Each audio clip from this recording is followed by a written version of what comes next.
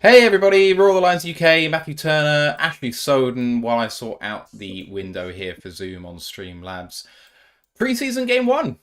Lions have been hosting the Giants all week, and the joint practices culminate in this first preseason game.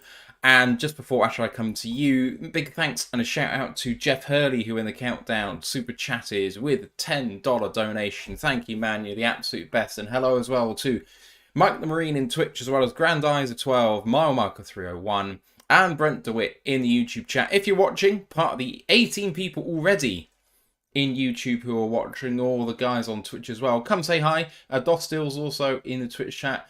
We'd love to hear what you think about this game, what you're looking to see. Ash, what are you looking to see from today? Well, first, the most important thing to me is the backup offensive lineman because that's the strength of our team, and I want to have people stand out. Other than Glasgow, someone just stand out and really sees those jobs, because that's the big worry for me. If we touch wood, if we have an injury to Jonah again or to one of the tackles, I want us to have a stable offensive line, because that's our strength. We need it to keep Goff upright, to keep the run game going, and to give us time. So that's the one of the big things. And then on defense, I want to see Branch. We've heard so much about him, especially from Eric, and now we get to see him live, half in the flesh on our computer screen. So now it's going to be time to see how he's really doing in like proper game snaps, rather than just some practice snaps we're hearing like second and third hand. Just had a new subscriber on YouTube, Tampa Detroit Lion, and guess where? Guess where they live.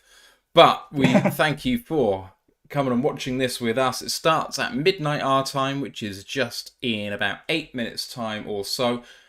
I think the kick is at that time, and DAZN starts Yeah, then. Ash, very frustrating that we can't watch the pre-show same. over here. I'm constantly, obviously, because I can't afford the zone, so I'm doing the usual extra legal means. The So I can extracurricular streams. Yeah. exactly. Doss still said Teddy is wearing street clothes, but he is there. I saw him throwing passes back and forth for the warm-ups. And Ash, you saw him with Ben Johnson, right? Oh, for God. Oh, God. So to explain to the viewers, I put in our Discord the tweet from Justin Rogers of him on the field, and then said, "Oh yeah, here's him talking to Ben Johnson in a pic," because Eric tweeted a picture of that and forgot to include the link to the pic in the thing. So it made me look like an absolute prat. So that's the second big slip up I've had in this week. So I'm not having a good roll. One more and I'm out, I think. No, not a bit of it. No, I'm looking forward to seeing basically everything we're about to see, because this is the start in the race for the Yeah, 53-man roster. The first time in some years that the Lions are legitimately looking at cutting good talent. Player yeah, 53 might be player 30 in a couple of years ago, so big shift in the Lions, big shift in what they're looking at. And there are some big players who are going to be playing for roles. Now, we've got players that we're penciling into the roster here, like Dylan Drummond. He has got so much love right yes. now that basically everyone's penciling him in. But from here on out are the money downs, the money reps, and people who are looking on the outside in, or people on the inside waving to the people on the outside. You stop performing in these sorts of scenarios, and you could find yourself well out of the roster. So, Ash, it's big for everyone, kind of, I would say, position, I don't know, 23 and below, really. If you're not a starter or part of that sort of Yeah, starting rotation, so say Graham Glasgow's okay. But, like, yeah, outside of that, you're all potentially on the bubble because there's so many good players here. exactly. So you obviously brought up Drummond and that, and I've seen from, I think it was Eric, that obviously Ahmad Ra's not suiting up, but neither is Josh Reynolds, Khalif, Marvin Jones, and Benson. So obviously Benson's dealing with an injury. Obviously, some of those we can assume are starters, but Marvin not suiting up is a, I don't want to say it's a worry to me, but it's surprising because he isn't a starter right now for me. I'd want to see him sort of take those reps and fight for that spot, because we've heard in camp he's been good at the contested catch stuff, but other than it, hasn't really been doing much. So if someone like Drummond or Chase Cota, who supposedly had a good couple of days, or Maurice Alexander, who is on the DLP, not the episode that just went out today, which is the live one, but the one sort of previewing this game, he said that Maurice Alexander's been better than Marvin overalls in terms of what Goff wants from a wide receiver. So I would have liked to seen him suit up and take some live game reps, and maybe dispel the separation like worries that people are having.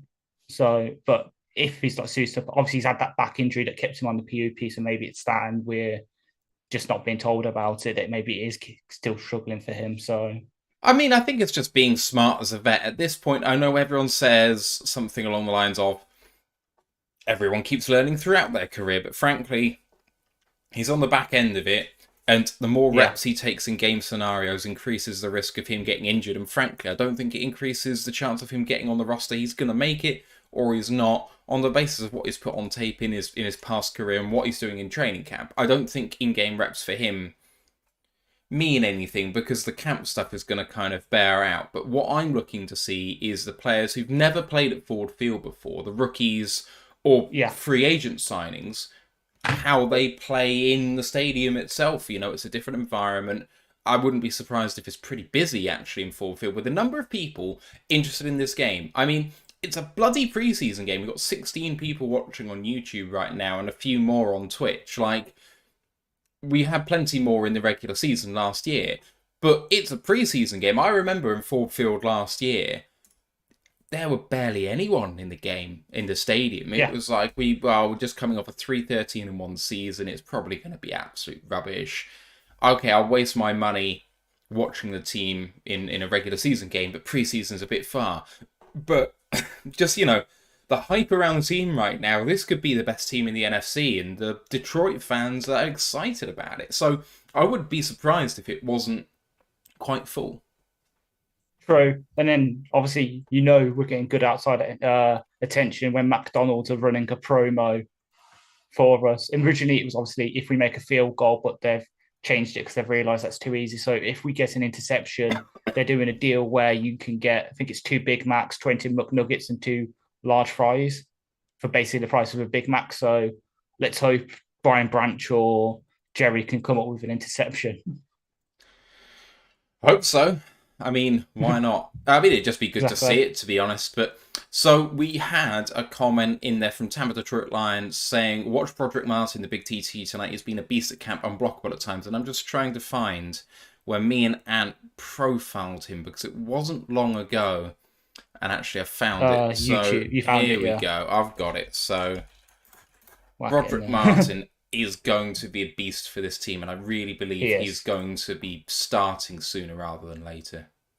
100%. I know Bugs is suited up, and he was hyping up the team, but obviously you don't pick him in the 3rd round if you don't have some sort of succession plan in mind. Even if it is just Bugs takes that sort of Michael Brockers role in inverted commas, where he plays about 40% of snaps, and he's that leadership kind of guy. While Martin obviously takes 60% at that 1 tech, maybe some snaps at 3 tech as well in certain looks. Yeah, so I'm definitely going to be watching him as well because I've watched your guys' like tape review of him, but that's about all I've seen of him because it was kind of hard for me to find Western Kentucky film where like obviously some like Branch, Gibbs, Laporta, Campbell, it's easier to find that tape. Yeah. Oh yeah, absolutely. Plus, I watch a lot of Anton Green being a UN, obviously him being in the ACC. Had to keep an eye on the rivals. Makes sense. Kickoff is just a couple of minutes away. Just want to quickly, I know we'll talk about it in the show on Monday, but touch on Khalif Raymond. Got a 2-year extension, so we'll see out the remainder of his 1-year deal now, and then he's signed a 2-year extension worth up to $40 million with $8.1 million guaranteed for the All-Pro punt returner. Ash, what do you reckon? I like the extension. I don't like how it was reported by Rappaport, just naming him as a punt returner, as if he wasn't our second most productive wide receiver last year and hasn't, as if he hasn't been the best separator in the league the past couple of years by the PFF metrics. I know we keep coming back to it, but it's something you can see on tape. He's got the elite speed. He's worked on his route running because he was out there. He's quoted as saying that was what got him cut from Tennessee was his lack of route running. And now, as you've quite rightly put in the Discord, he can play all 3 wide receiver spots.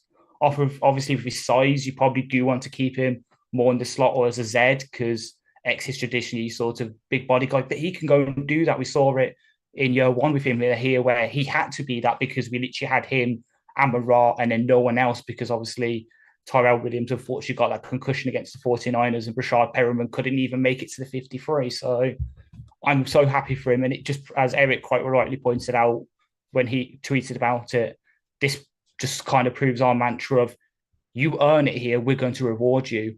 He's gone from being a vet minimum guy to now 7 million a year. That's great for him. Like, such a good story for us as well.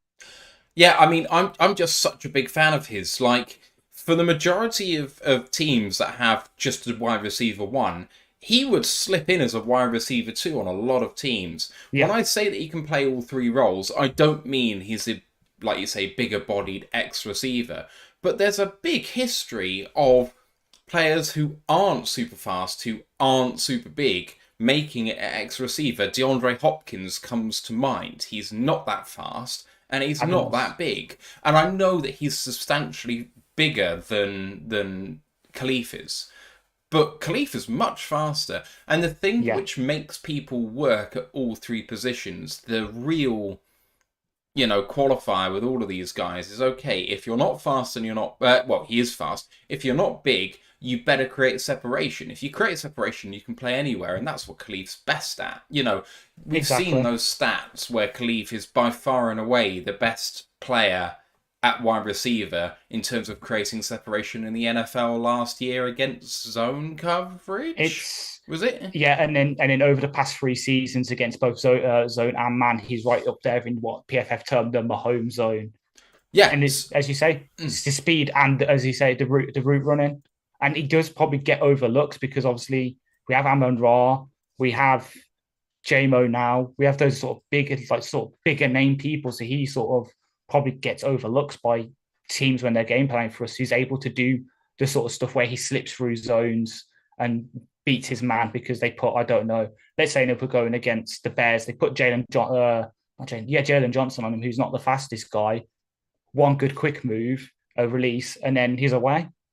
Yeah, I mean, just thinking about it, really, the idea of having Amon Ra, JMO, and him as a trio Yes. is so scary. Like, we don't need a big guy unless it's, let's say, third and short, fourth and short. I'd like a guy who can play contested Yeah. because you're looking for a short area guy who can make that big catch. But if you're looking at the opposite example, which I would say maybe second and two, your prime play action area, he might be the first guy I'd want to pick over Amon Ra because Yeah. he's going to have that sort of touchdown ability from all areas of the field. If you're on your own, let's say you start a series from your own 25, you get 8 yards on first down, you're at the 33 on second and two. Who's taking it 67 to the house? Well, Jameer Gibbs out of the backfield and Khalif Raymond. Those are your 2 home run hitters. So he's Exactly. such an important guy for this team.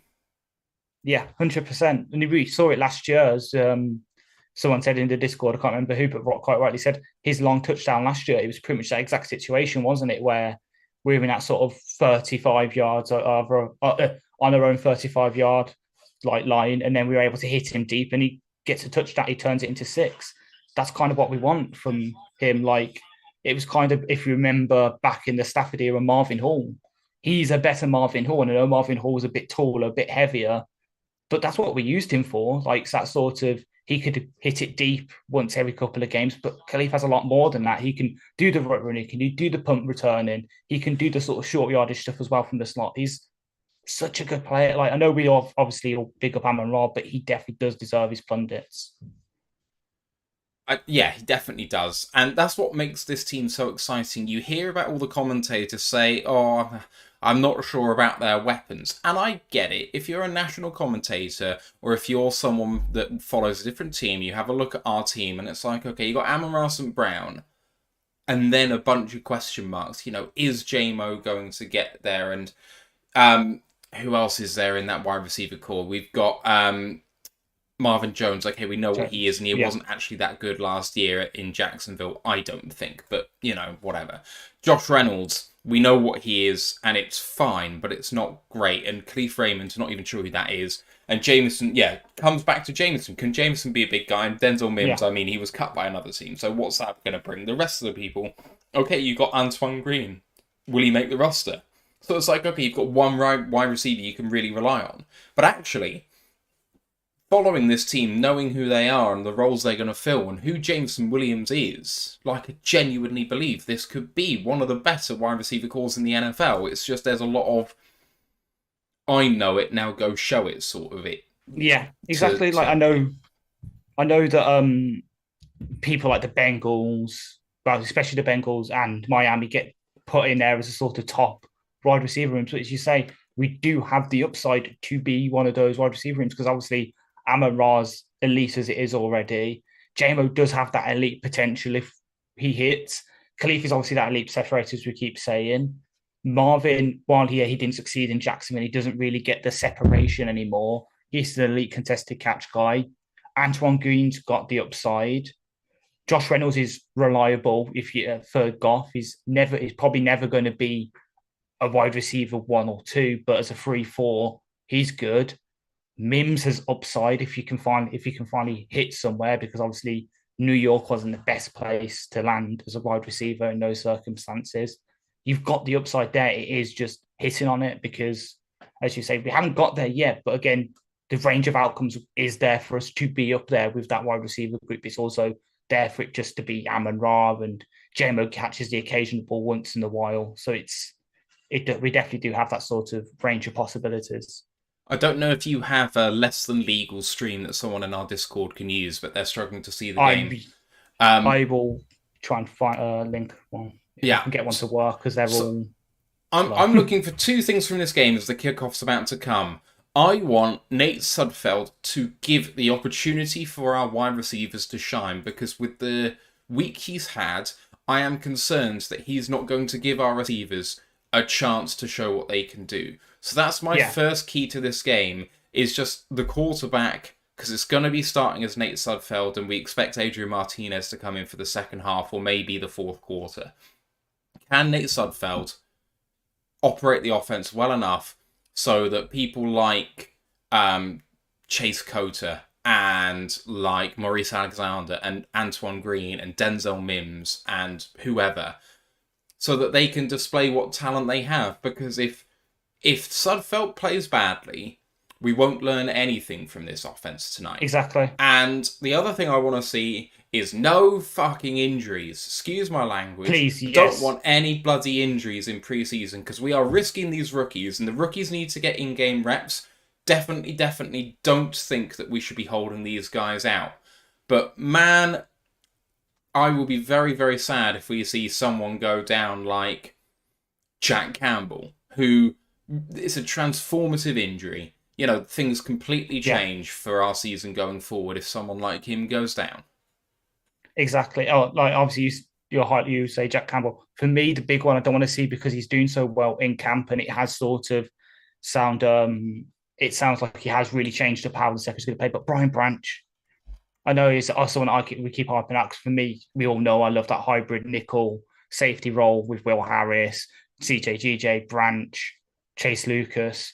But for him, he's seemingly balled out so much in camp that he's forcing his way into starting role. For him to have that sort of curtailed by a injury in preseason be quite unfortunate. So maybe 1 or 2 series for the rookies for me. Then I'm pulling them and I'm putting in your Malcolm Rodriguez, your Anthony Pittmans, Jelly Reeves, Maven for Campbell, Chase Lucas, and Will Harris for Branch, etc. Corey Durden and Chris Smith for Broderick Martin because we can't forget those kind of guys at the bottom of the roster because they're still fighting for potentially DT 4-5 for us if we keep 5. All right, we've got Yeah. Erky Kai on Twitch who's just followed. Thank you for that. They say, when does the game start? The kickoff is coming right now. We've got Maurice Alexander deep to receive. I don't know where you're at, but I've got the kick just happening now. My stream's still loading, but it's fine. If I'm slightly behind, I'll do my usual play-by-play thing. Returnable from color. 5. Alexander following blocks, and he's got a hole and taken down very well by number 41 of the Giants, who, if I had everything sorted like I did, I would be able to tell you that 41 is Micah McFadden, inside linebacker. Former Indiana pick last year. So there we go. Nate Sudfeld, under center, played 6 games in his career. Completion percentage 67%. Lions come out in shotgun to start with Jahmyr Gibbs in the backfield. Oh, Giants jumped, but Lions didn't snap it and they managed to get reset. No motion. 5 seconds left to get the playoff. Sudfeld. Poor snap. Looking. Oh, gets hit from behind. Sudfeld might have been in trouble. He's picked. Picked off. Nate Sudfeld just hospital ball up to the safety and picked off by number 27 of the Giants. That is Jason Pinnock. There was pressure from Sudfeld's backside. He didn't see it and folded like a lawn chair. And snap 1 of the Lions season is an interception. I wonder if McDonald's are paying out for that one.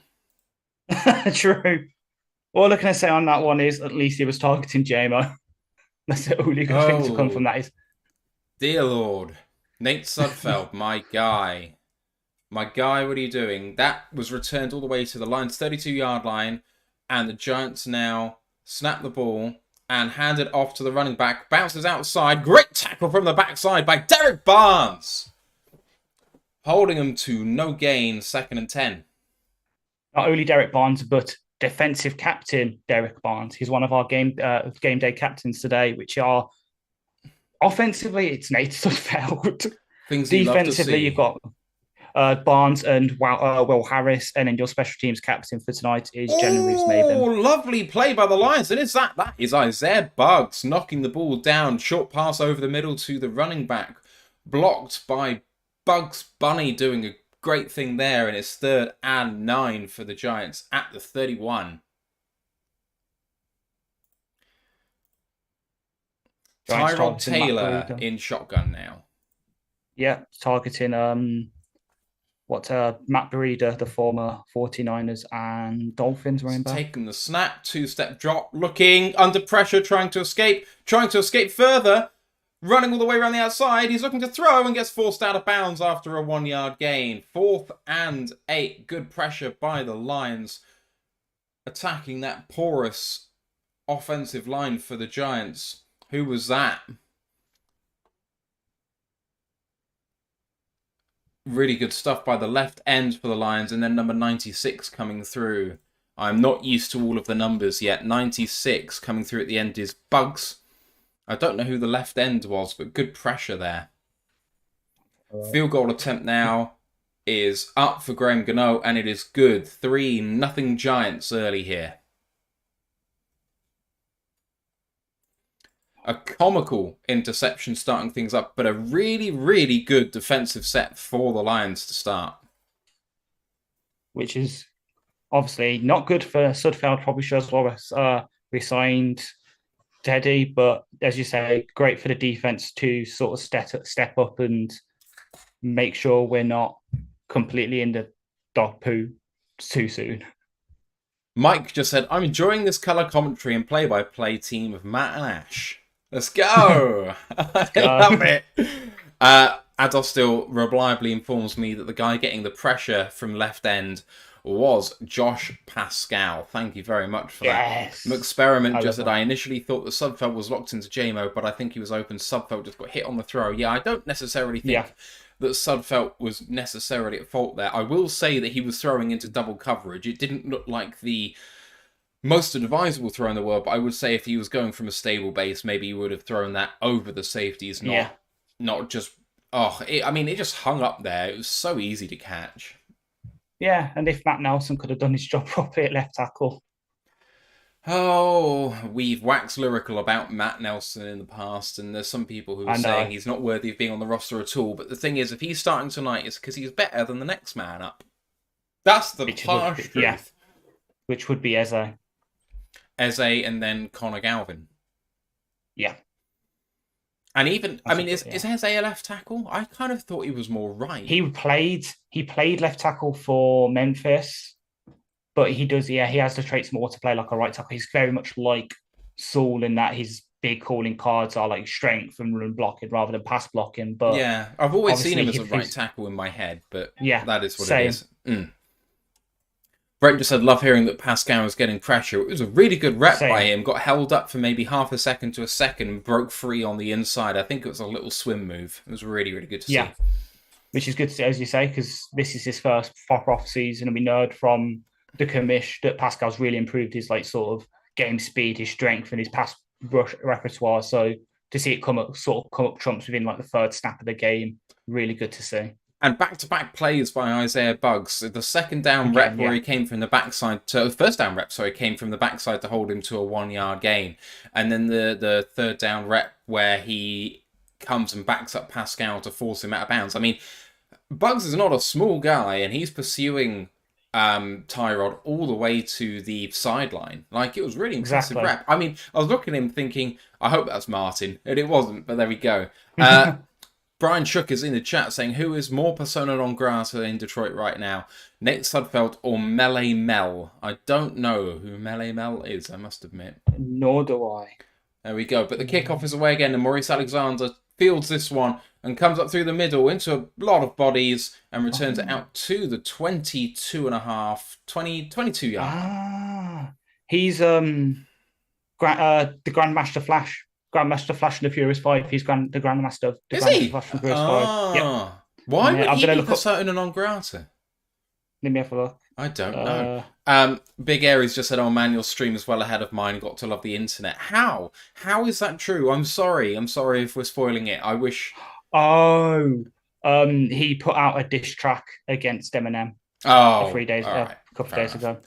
So it is now Sudfeld under center and hands it off, hitting the backfield, and Gibbs loses maybe 3 on the first down rep. And that is, I think, Matt Nelson again. But there was pressure straight in Gibbs' face when he got the ball on the handoff. Awful rep for the Lions O-line. Good stuff by the Giants D. Second down and 13. As I said before the game, my confidence in his backup offensive line is not good. And it's not getting any better. So what I'm going to do for the peeps is I've just paused my stream because apparently NFL Plus, even in the US, is behind the zone. So I'm just going to wait 5 to 10 seconds here and just see if I can have everyone else catch up, and then maybe they can sync with the color commentary we're providing. So I'm going to start going now. And shotgun here, second and 13. Snaps away. Pass rush, blitz, and a good pass by Sudfeld. Well caught by number 83. Dylan Drummond. That's one of the numbers I've got memorized. It's my guy. That was a really nice rep by Drummond. Just a quick out route. Sudfeld got it away just in time. There were 2 men coming and only Gibbs blocking.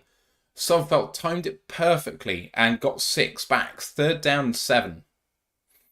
Shotgun again with trips left. Snaps away. And it's a screen. And not going to get there. 1 yard shy. Antoine Green on the wide receiver screen. And fourth down and 1. Lions offense is staying on the field.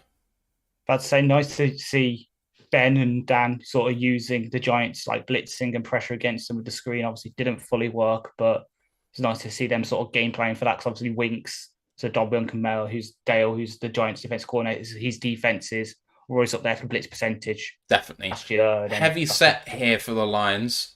Sorry, 2 tight ends in the formation. And fake handoff, looking to the air. Nate Sudfeld under pressure, throws it. Good cat. Oh, he's dropped it.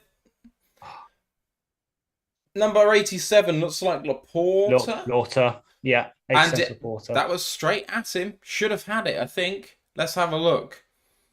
Nice play action pass. Laporta took a good route. Little bit of contact there by number 27, but it was right on the money. Laporta, it was in and it came out again. It was good pressure by the Giants defender, but I don't think they actually caused the incompletion there. Turnover on downs. And I've also just seen there that the coverage by NFL Network or whoever's running this has spelled Chiefs wrong. They've put the E and the I the wrong way round, which is fun. Play action here for Tyrod and escaping up the middle and slides up the middle for a gain of about 5. Second down now and maybe 5. Waiting for the spot. Cleet Blakeman coming out for a call. Doesn't say there was a flag. Let's get the call. Illegal contact on the defense. That'll be a 5-yard penalty and an automatic first down. So first down and 10. Brian Shook just said he needs to make that catch. It was a good throw. El Juddman saying great play by the defender. I think both those things are true. Great play to make it as difficult as possible, but really Laporta needs to be bringing that in. I'll give you one guess to who the illegal contact was on. I didn't hear. Will Harris. Hey, oh, what a play! Little dump off of Brian Branch with a tackle for a loss, coming in like a fucking thunderbolt. We love to see it. Oh, is your stream working? Just about. I see bits, and then it just starts just recycling. Oh, that's not a tackle. That's a wrestling move. That's a spear. Oh, hell yeah!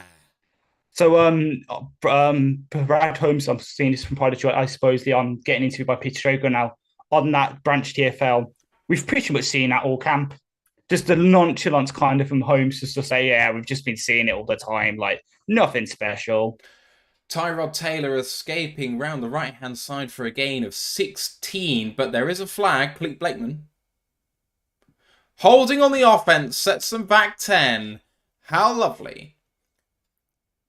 Second down. Nice to see him calling a holding penalty that's not on us. I don't think that Cleat is biased against the Lions. I think Cleat is just an awful referee, full stop. Like, I don't think he does it to us personally. I just think he has no idea what he's doing. He's a fish out of water. But Giants get sent back 10 yards all the way to the 34-yard line now. Comes out with trips on the left-hand side and a running back as well, and another wide receiver. They're an 0-1 personnel here. Play action, quick throw out to the right, and a lovely tackle for a loss by number 79, John Kaminsky. He saw the quick screen very, very well. There were 4 wide receivers and a running back in the formation. He identified that a play action, quick throw was the likely scenario, and he reacts to that so fast. Oh, man. Gets out in front of the offensive line. Yep, and then he got the tackle on their new offensive rookie, Jalen Hyatt from Tennessee, who our QB knows very well. 3rd and 25, good throw and a lovely tackle in the end by number 25, Will Harris, forcing 4th down against Hodgkins, who made the catch. And I think Graham Gano is going to come out once again on about 4th down and 12. They got back 13 there, the Giants. But the Lions have a second consecutive excellent defensive set. Kamish really showing up there, but Branch with the play of the day so far. Absolute 100%. Missile. And it's the first one that the Lions have tweeted themselves. And I've already retweeted it. Do you want me to share my screen so you can watch what I've got? Oh, yes, please, because these streams aren't working. Kick is up and good by Graham Gano. And this might affect the stream. So I don't know. I'm sorry, guys. This is the second time this week I've had technical problems of forcing issues. I will hopefully, when I get paid in a couple of weeks, I'll be able to afford getting DAZN. It's just I don't want to show. How am I going to make this work? Oh no, that's not going to work. Okay, how am I going to do this? I don't know how I can share my screen, but keep Zoom as it is. Adolf still says, well, so far as we are seeing a lot of what we know, which is good and bad, our defensive depth is great, our O-line depth and Nate Sudfeld is not. Yeah. Prison Mike said, can't you share through Discord? I can try, but that takes a lot of my processing power, I think. It's fine, yeah. It's fine. I'll see if I can get one of these to work. It's probably the site I was watching just wasn't loading properly. I mean, if you could get multiple people logged in at once, I'd just give you my login and you could watch I know exactly, but I don't think you can. Yeah, everyone's cracking down on that. Like Disney Plus has even announced they're doing it, so I'm probably going to have to start paying. Really? Oh, God. Yeah. Which is good. It's not too bad for me because I've already gone and watched all the new season of High School Musical, the musical series, so if I lose Disney Plus, I'm not missing out on that much. Oh, dear. Okay. Experiment says NFL Plus was a free trial today, Ash. Can you do that in the UK? I can try. That might be good. Yeah. Brian Shook saying, I wonder how many little gadget plays Ben Johnson has drawn up for Gibbs and JMO. If he has, I do not expect to see them today. Exactly. That's what I'd say. We're going to make it it's going to be very vanilla these first 2 weeks, I think, in terms of play calling. Even on defense, you're just going to see standard, like cover 2, cover 4 looks. We won't really see any like disguised blitzes or coverages because that's not what the preseason's for. It's about just seeing who can execute the basics of the scheme for you to then build upon in the actual season. So it is 6-0 Giants after the first few sets there. Detroit ended up going an interception on the first play and then 4 and out in the next series. Laporta should have had one but didn't. Nice showing early on by Dylan Drummond with a nice route and catch, but not much to shout about for the Lions offense, especially Matt Nelson, who has struggled on the left-hand side of that line. For the Giants, Tyrod Taylor 3 of 4 for 7 yards. Isaiah Hodgkins has 13, but Cole Beasley with -2 and Jalen Hyatt with -4. As the kick is away, and this one is being... Oh, it bounces at the 13. What an interesting play by the Giants, kicking it short on the kickoff. And Maurice Alexander can only return it to the 16. Ash, I do think this is becoming the norm. That the kickers might try and find holes in the formation to kick it to rather than trying to kick it through the end zone. Yeah, exactly. It's this probably a symptom of these new kickoff rules that's coming out. As Fipcon said, though, he did warn us. People find ways to get around it, and you say this is one of them, sort of scribbing it into the holes where they can see like the turn man isn't there, but the first line of blockers isn't there either. Though I do hope one of these days they do kick it to the first line because we can get another big man return like we did with the Patriots a while back. The Lions have got...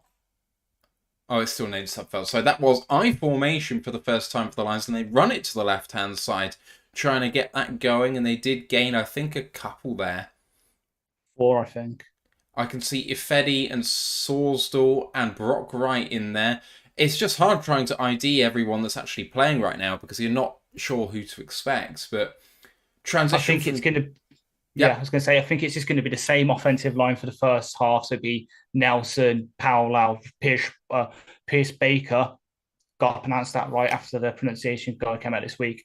Sorsdal and Ifedi as the offensive line, Sudfeld under centre, and then supposedly Porter, Gibbs, and Jamo are going to be out there quite a lot as well, per Justin Rogers. So there's a heavy set there to the right-hand side, naked bootleg to the left, and a very quick pass to Brock Wright on the left-hand side of that formation who broke free. And he gained 10 for a Lions first down. The first down for the Lions. Now in a single back set with 1 tight end, 3 wide receivers, and Gibbs as the running back. Takes a snap, and it's a running play to the right-hand side, and Gibbs makes about 3.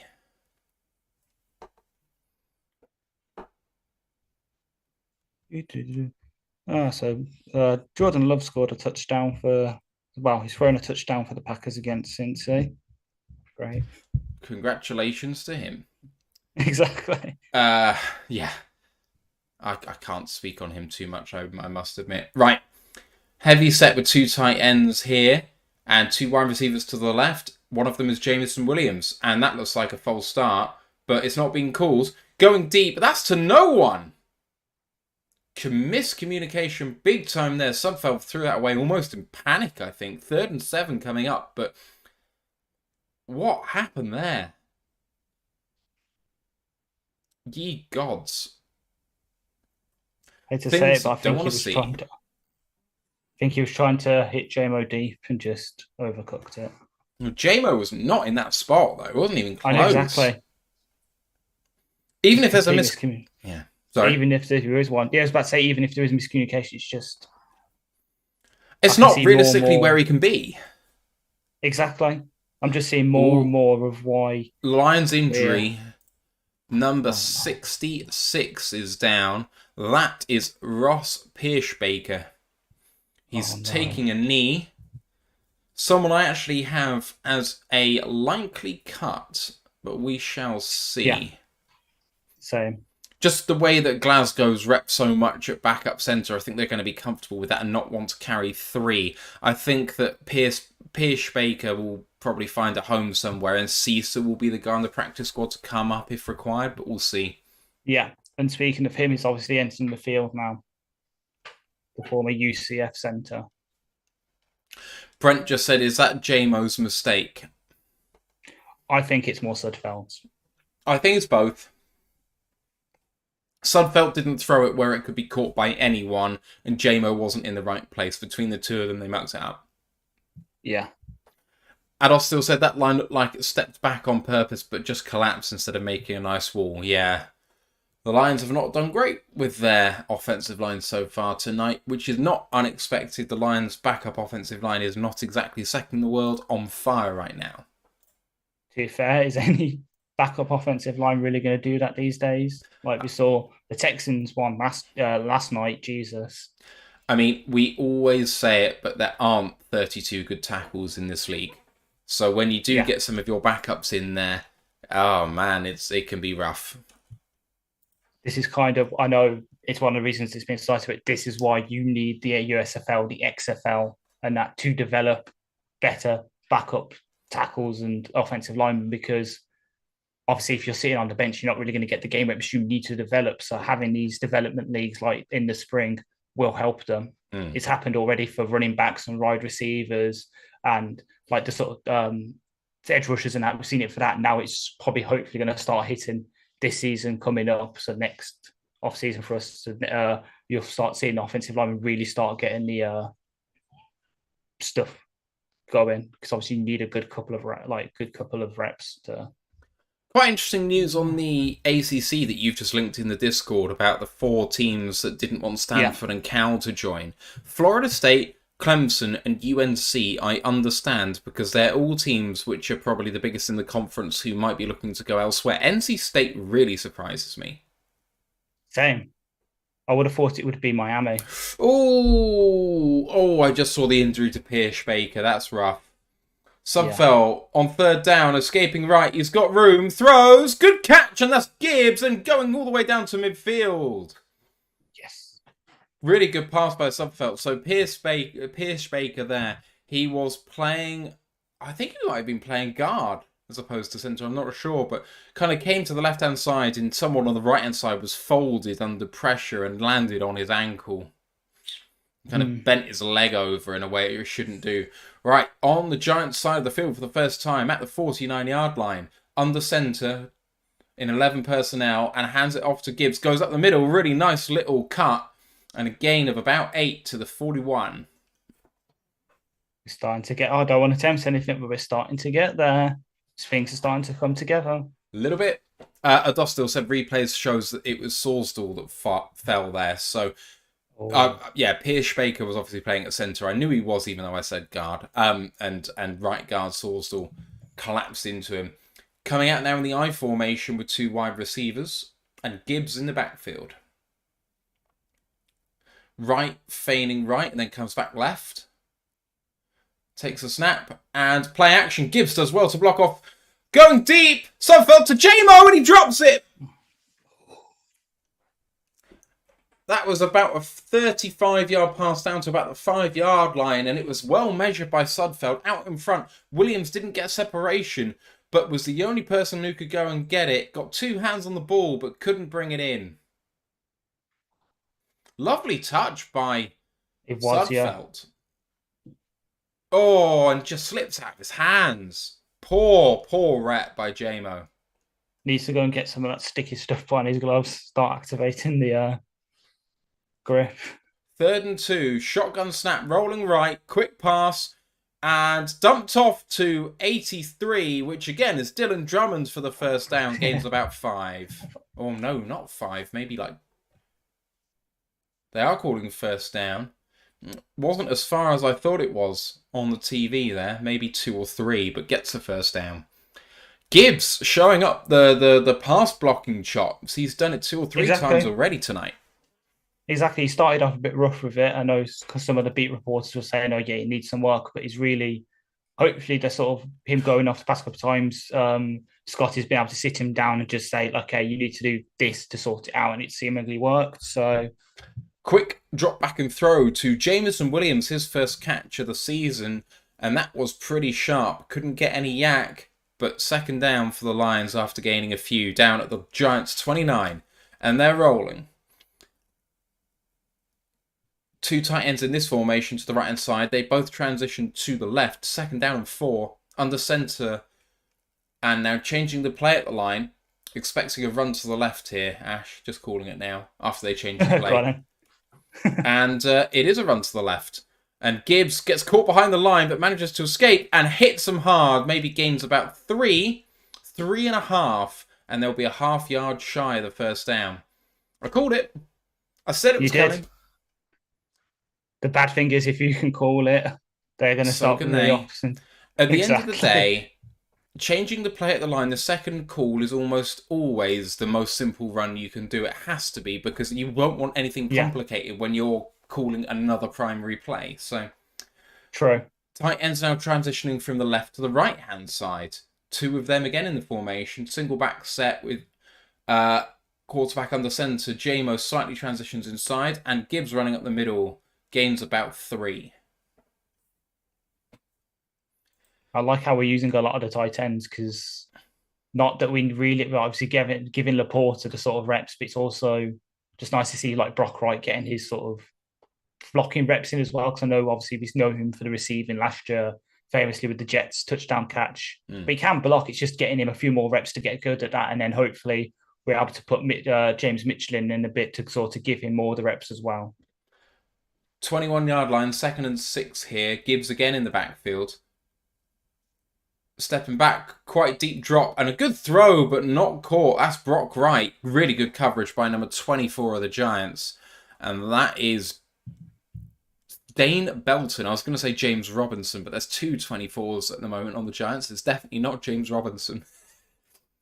He's the Iowa safety that I think Anton Rye liked last year. Austin Damon said, do you mean 64 tackles? I don't know what that means, but there we go.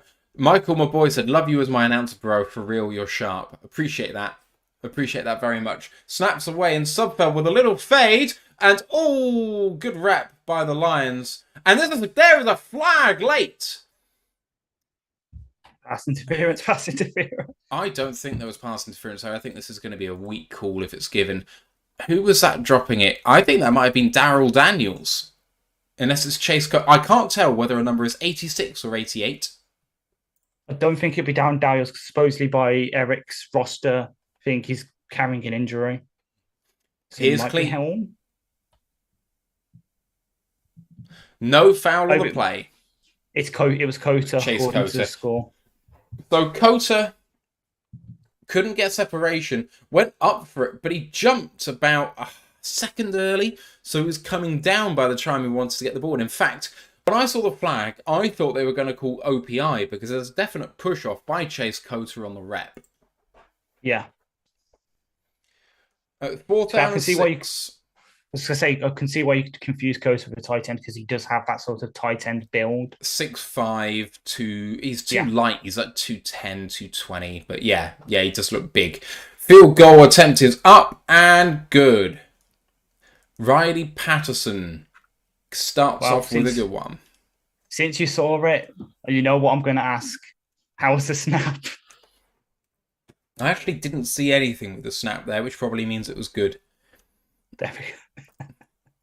I do think that it's quite interesting, because we never really got into the nitty-gritty of it. But what I think happened with the long snapper battle isn't necessarily that he even won the battle. We were told, we heard very clearly in the last few days before the cut, that if things were equal, they'd go with the incumbent. And what we heard from everyone is that basically there was nothing to separate them. Well, then they're cutting the new guy. And the thing is, at this point, they think that player number 90 is more valuable than long snapper 2. And I agree. So at this point, they've seen enough. It's about equal. We're going to go with the guy that we know. And also the young guy who might be here for the next 20 years of his career. Like, Scott Daly is young, and he can improve. So... Is he? I'm going to say, off the top of my head, Scott Daly's like 29. Is he? He was a rookie last year, wasn't he? Yep, 29. He was born 1994. He's not a rookie. He was a UDFA in 2017. He was with the Cowboys in the off-season. Then he was with the San Antonio Commanders and the New York Guardians in the USFL. And then after the end of the 2020 USFL season, we signed him in 2021. Okay, right. Well, that changes things. Wow, that's weird. I'm shook. But it's long snapper, who cares? Nate Custard says, not happy with Sudfeld and the O-line so far. I completely understand that. I'm okay with Subfelt. So the first pass is awful, but he's hit. I'm not blaming him for Yeah, that. The miscommunication with JMO, it's not a good pass, but if JMO's there, maybe he makes a play. The long pass to JMO that he should catch isn't caught. The pass that he threw to Laporta should have been caught. The pass that he threw to yeah, Kota could have been caught. You've seen quick throws to JMO and two to Dylan Drummond, which have all been received. You saw one to Brock Wright. I think the Sudfeld's had a solid day so far. Oh, I yeah. will say it's more than I expected. True. And I can't do more the offensive line. And to be fair, even then, it's the just the left tackle. Like, other than Sawsdale falling down, we haven't really seen much bad from him. Pierce Baker was doing okay until the injury. Matt Nelson. Matt Paolo, Nelson's the problem. exactly. Well, yeah, him and Paolo. So Riley Patterson's going to be kicking off here. I wonder if we're going to see Jack Fox. Probably. I mean, he has to punt, Probably. but Yeah, you know what? Yeah, unless I he know what you doesn't mean. punt, unless he just doesn't, we don't punt all day. Maybe. Oh, I love to. I love to see that. Just constantly go for it. Oh, kickoff return is good by the Giants all the way out to the 37-yard line. But there is a flag on the play. That was Eric Gray. I think it was some Gray, and I can't imagine there's another one. It was Yeah, Eric probably would be Gray. Eric Gray. Of Oklahoma? Yep, Clete Blakeman we're on rubbing the off on call. you. Hmm? We're rubbing me and Ryan rubbing off on you. You're learning. To be fair, he was a good running back coming out. He's just deep, very deep class. I'm probably just going to stay like that for a while. So Holding on the Giants sets them all the way back to the 12-yard line, so a very costly penalty for the New York Football Giants. I think it's Hector Baldonado as well. Yep. Here we go then. Is it? 1st and 10 at the 12. 4 wide receivers in the formation and a running play to the left-hand side. Lovely tackle from the right edge. Number 79, John Kaminsky. On former Jacksonville Jaguar and New York Jet, James Robinson. He won me a fabulous rep. Yeah, and it was against 74. And it was against Matt Pert, one of the offensive tackles I sort of picked out as someone we could look at. I'm not so high on him anymore. Exactly. 2nd down and 10, empty set. And quick throw, and good stuff over pursued by the Detroit defender there. And a nice gain of about, 20 yards or so for Cole Beasley and a 1st down Giants. I'm biting my lip on a joke, that's all I'm going to say. Oh, that was really, really poor rep by the Lions defender, just massively over pursuing. Yeah. I don't know who that was in coverage. Savion Smith to DeVito for 18 yards. Giants in 1st and 10. Toss play to the left and big hit by a Lion there. Number 60, Fatu Melifonwu to force him out of bounds. There is a flag on the play. This one might be coming back as well. Thank you to Paul Argentieri, who has subscribed on YouTube. Appreciate you. Brent said Comish is dominant. He is. And Brian Trick said, do you think Fox will have a Willy Cam on the rest this year so we can see them rogering our lion hole?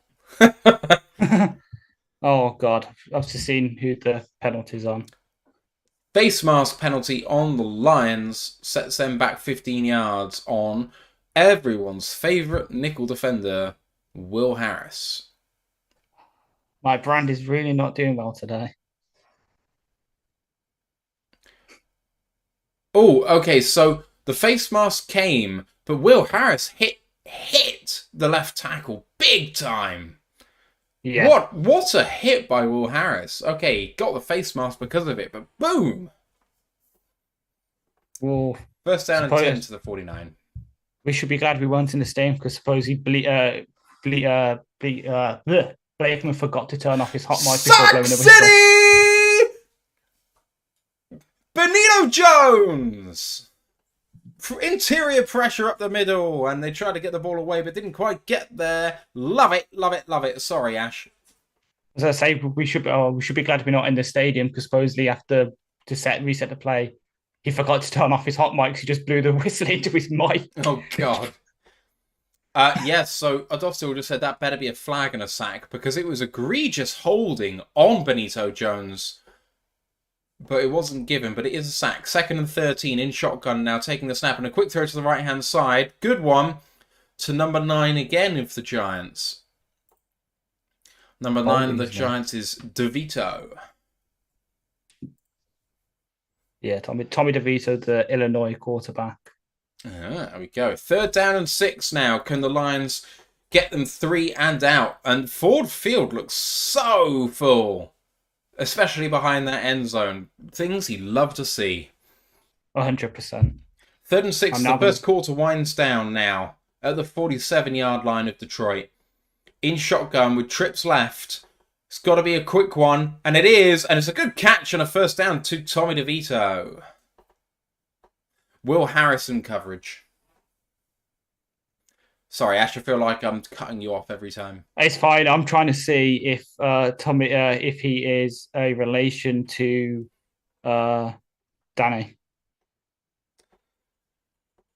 First quarter's done. Giants have the ball and lead 6-3. I would say that Ford Field, the upper part of the stadium isn't that full, but the lower part of it, there doesn't seem like there's an empty seat. It's amazing. 100%. While we're in the break now from the first quarter, just want to welcome all of 26 of you watching along with us. I hope you've had a great off-season as we look at preseason game 1.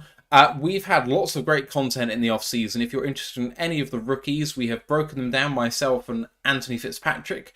And if you don't know who he is the guy. He does the college stuff, he does the NFL stuff with us. And me and him broke down the tape for all of the draftees this season. So if you haven't watched that, go back and have a look. Michael Lucci's in the building saying we're here. Appreciate you, Mike. And McExperiment says confirmed NFL Plus is junk. It's just logged me out automatically every 5 minutes for some reason. Well, I mean, there's a reason that the NFL shipped out Game Pass to an external provider. That's all I'll say. Sorry, Ash. Well, yes, but I can confirm. Number 1, Tommy is unfortunately not related to Danny DeVito. Is he? He's not. He's not. Unfortunately not. Oh. Even though Ant has just tweeted, we are getting shred apart by Matilda's foster dad. I love it. Mike the Marine says, play-by-play guy has mic priority. Yes, you do. You are play-by-play. I'm 100% happy to be colour. I love it. Matt is the British Dan Miller. I'm the British version of the Post-it note guy. No. I mean, if I'm getting compared to a Lions legend this week, you are too. Oh, I love it. Myself and Steve. Ooh. What's up? Eric has just tweeted, we are challenging that last pass completion to Cole Beasley. Ooh, love it. Post-it guys alleged says El Judderman, and Dan Pass just says lol with a heart. Yes. Hello, Dan. I love you. I do. So Dan Pask has launched a new podcast, and you want to check that out. Inside the Dan on Twitch. I think it's twitch.tv/Dan Pask. And Ash has been on there. He was on there last weekend. Really good show. And we've got our own Anthony Fitzpatrick going on there on Sunday. I was also on there the second ever show. I'm not sure that the clip will actually be available now on Twitch. It was 6 weeks ago. Yeah, but you can go on to Dan's Twitter and he'll probably have the clip on there. So please don't watch the one with me in there. Please don't watch the one of me. Oh, it was great. Don't put yourself down. It was really good. No, but the clip he tweeted is me making the mistake with on tensor hooks. I knew that tender hooks weren't a thing because what does that even mean? Like, your logic sounds good, but it's just not a thing. I know that book did go in the bin. Well, I didn't go in the bin, it went to my recycling, I promise. But yeah, I've just got yeah. I love the logic of how it comes around, though. It literally is something which keeps something under pressure and tight. Like exactly, yeah. Clint Blakeman has seen enough, and he's about to make the call after the Lions challenge the ruling of a completed pass.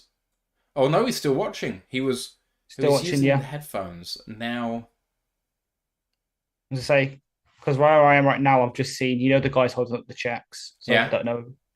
So if you've seen that, that's probably a good relation to where you are to me. that is a completed pass. Oh, Oh, great. oh! Does it bobble?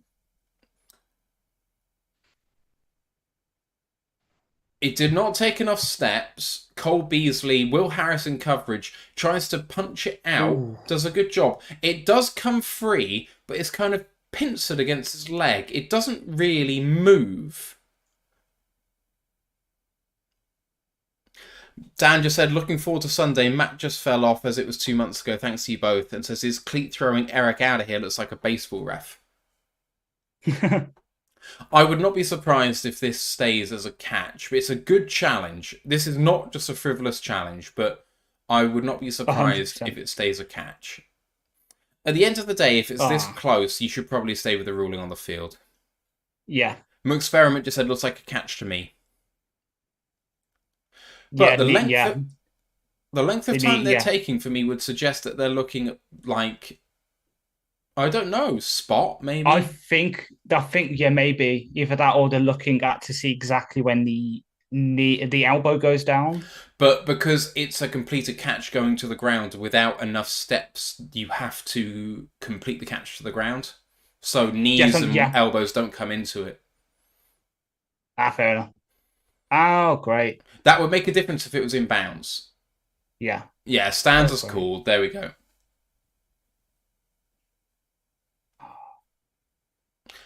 So the call stands. I think it's one of those where devout fans of either side will be annoyed if it goes against you, but reasonable Yeah. people will probably accept the call either way, if I'm honest.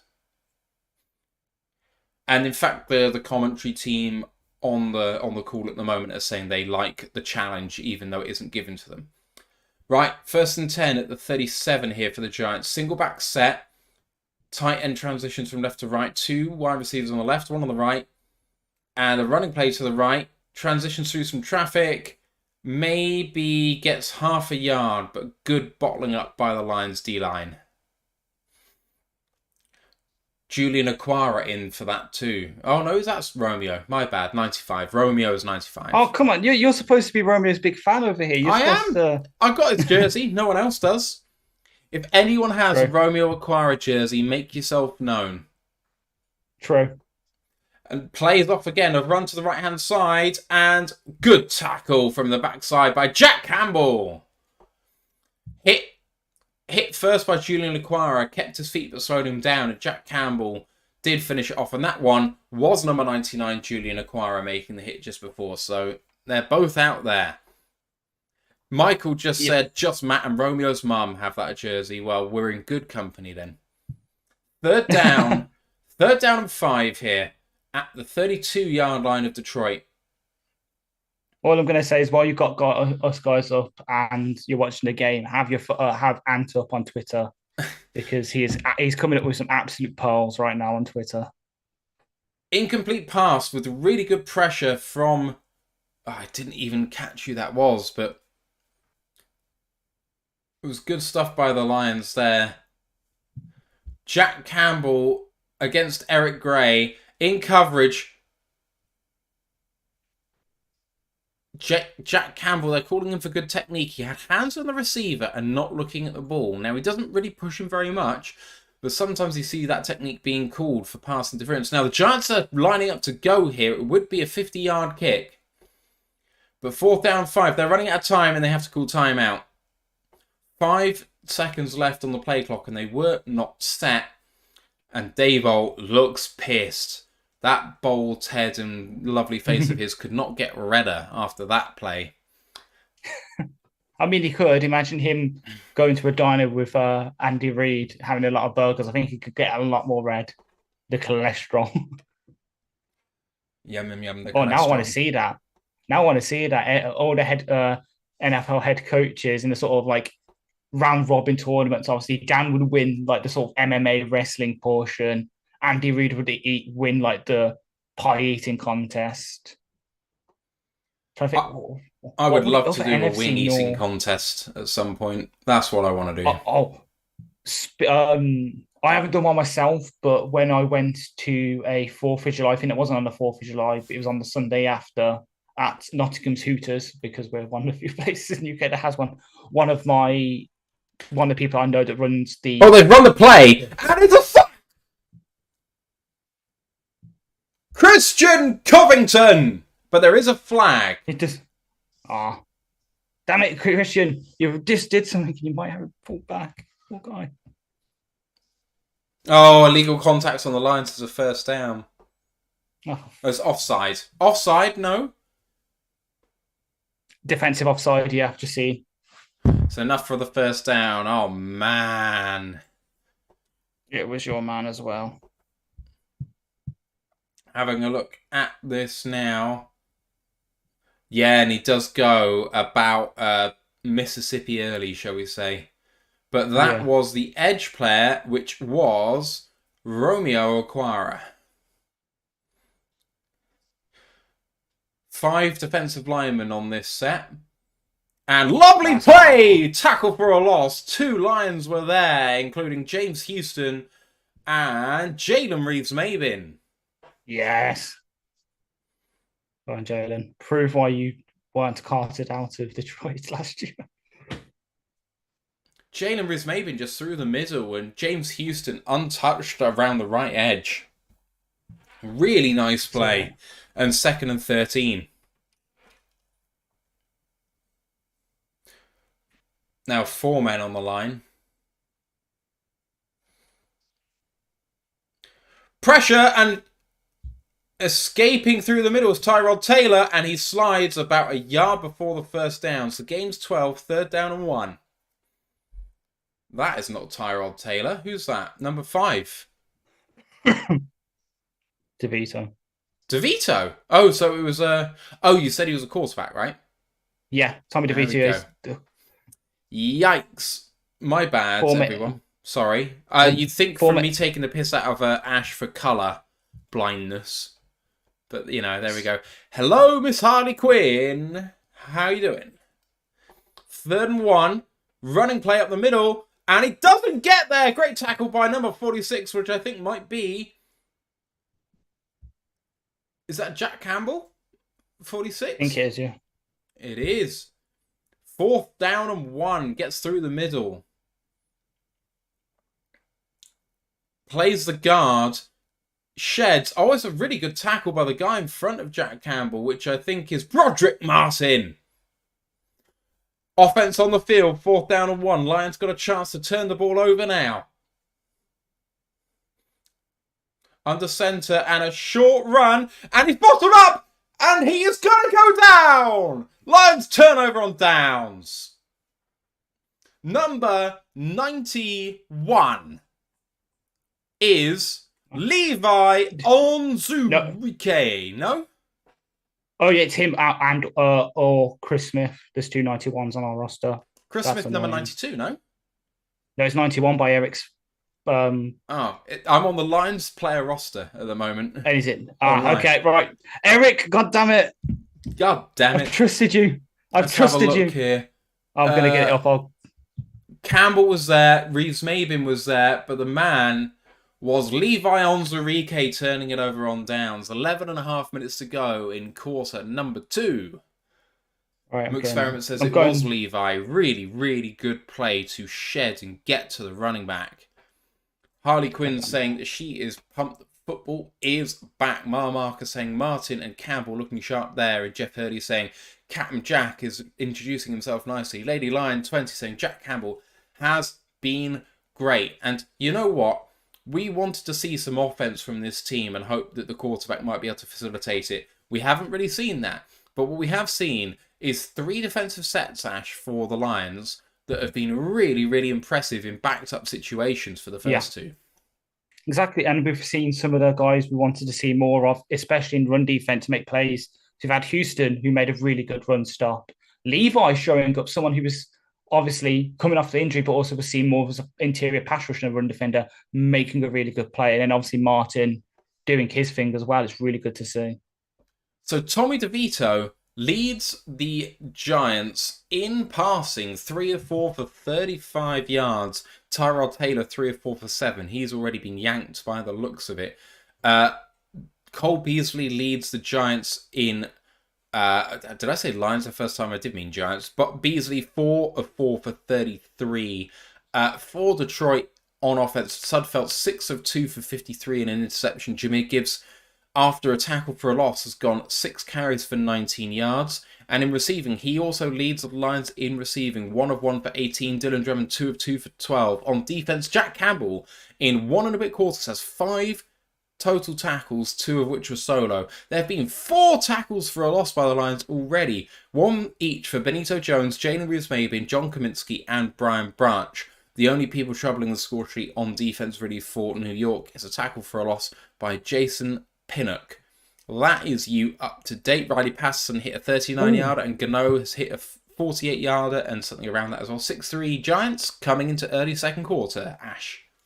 The Lions have just announced that they're inducting longtime offensive tackle and current commentator Lermus Brown into their Pride of the Lions. Yeah, well earned. He has served the Lions well as color commentator for the Lions, as well as being an exceptional human being and a really good offensive tackle. So well deserved for him.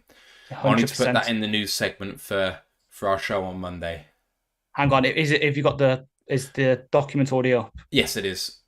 I'll do it now. So I've got Google Drive on my phone. But it's okay. Eric has just tweeted out that Gibbs has been pulled for the game, and in his place, Mo Ibrahim. Love it. That's what we want to see. Right. Wow, they've got up on the screen at the moment that 7 new Cubs have been born in the Lions team. You've got kids born... Oh, the screen's gone. Second snap of this series. Lovely pass down the middle to number 90 and all the way down to the 45-yard line. Second down and 8. That was a lovely pass. And who is that? Number 80. I don't recognise you, sir. Number 80 is Antoine Green. He had about 6 yards of separation there. I'm surprised we can't hear Chris Buffett right now. Love you, Chris. New kids for Nelson Sewell, Glasgow Vitae, Ragnow, Jackson, and Decker. Can you say offensive line babies? Oh my god. Mo Ibrahim running into his own man and doesn't get any gain there. Sorry, man. Parker Romo also had a baby this week. That's why he was missing yesterday. Was it, day before yesterday. No camp yesterday. Yeah. Second down and 9 after Ibrahim got 1. Looks like Laporta might have been pulled as well. He's on the sideline now too. 2 tight ends set here. Single back formation. Under center. Just hands it off down the middle and gains 1 again. Third down and 8. Yeah, Justin Rogers just tweeted that Gibbs and Laporta might be done for the night, but J-Mo is staying again, which makes sense. If J-Mo gets injured and is out for 3 or 4 games, oh no.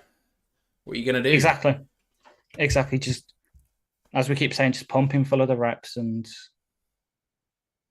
third down and 8 here. Should be an obvious passing situation. In shotgun with 3 wide receivers to the left-hand side and 1 on the left. Not long left to get this play off. They're defending the sticks. Sudfeld's got to get this away. There's not enough time. You're going to get a flag. And do not get it away. And that's delay of game. Ibrahim is shaken up and is coming off the field now. He's hobbling. Lions burned a timeout there. Third down and 7.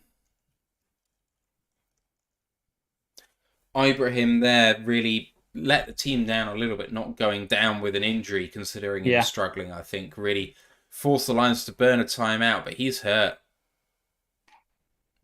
Off under his own power. He'll be all right, but not ideal for his chances. Exactly. Harley Quinn just said, I love your voice, is so classy. Appreciate you. Well, he's a southerner. His voice is going to be classy. English is always classy, even if you're Anthony Fitzpatrick. Oh. I was willing to take the bullet there. I am the Brummie. I am the one that has the accent that's voted like less intelligent and being mute, but Anthony's just talked astray. Here we go then. Third and 7, shotgun. Sudfeld takes the snap. Quick drop, throws deep, and that's way overdone in the direction of 83, who's Dylan Drummond. So that is going to be 4th and 7, and looks like punt units coming out. I wouldn't be surprised if the offense would have stayed out there, considering it was near midfield, to be honest. But looks like the punt True. team are getting some reps. Well, I'm waiting for that to come up now because obviously I want to see who's at personal protector with Justin Jackson's unfortunate retirement. So it's Jack Fox, and number 35 is the personal protector. Thank you. That is Brady Breeze. And that's good coverage by the punt unit. Good tackle by number 35, Brady Breeze. Love to see it. That's good for the former Oregon safety. Yeah. It's definitely a way onto the roster for him. Exactly. 6-3, yeah. Giants with the ball. 8:57 left in the second. McFerrin just said Mo is injured clearly. Yeah, he was hobbling. I don't think he's going to be out for very long, but there we go. Yeah, Kyle Minneke has tweeted that he's now back on the sidelines after getting evaluated by the training staff. Michael Lucci's just said, whoa, Matt, let's not go that far. I think it was in relation to the accents, but there we go. Grandizer said, I recall reading in the late 1990s that Lomas Brown was a huge part in the Phoenix Cardinals, now the Arizona Cardinals, in reaching the playoffs. His leadership and command was instrumental in that season, was greatly underappreciated with the Cards. I believe you. My history knowledge does not go back that far. I was going to say, because I know he played for us in the Bucks, but let's have a look. Yeah, he was at the Bucks later. Yes, he was with us from 85 to 95. Then Arizona, well, the Cardinals from 96 to 98. The Browns in 99, and then the Giants in 2000 to 2001, and then Tampa in 2002, and won the Super Bowl with Tampa, I think it was. So, Don Terpstra is in the YouTube chat saying, love the passion you have for the Lions. Can't wait for the season to start. You and me both, Don. This is whetting the appetite perfectly. You know what? This feels very much like a Lions game. But it is only pre-season. But it's loud in there, man. It's loud in Ford Field. And I've never heard it so loud for a pre-season game. And it really represents how much expectation there is for this team. Experiment saying, the NFL currently saying that if he punted that last one, they're all sorts of messed up. Oh, here's some facts about Lomas because I'm obviously on his Wikipedia page. When he was at the Lions, he started all but one of the 164 games he played for us. And when he was with us from 1990 to 1996, he made 7 straight Pro Bowls. That's respect right there. He was a damn good player. But having talked to him, he's a damn good person. So I am jealous. I'm looking forward to trying to meet him in person, potentially, because I do think when we go over there that maybe we can get a meet up with Herman and him, but we'll see. Oh. We'll see. We will see.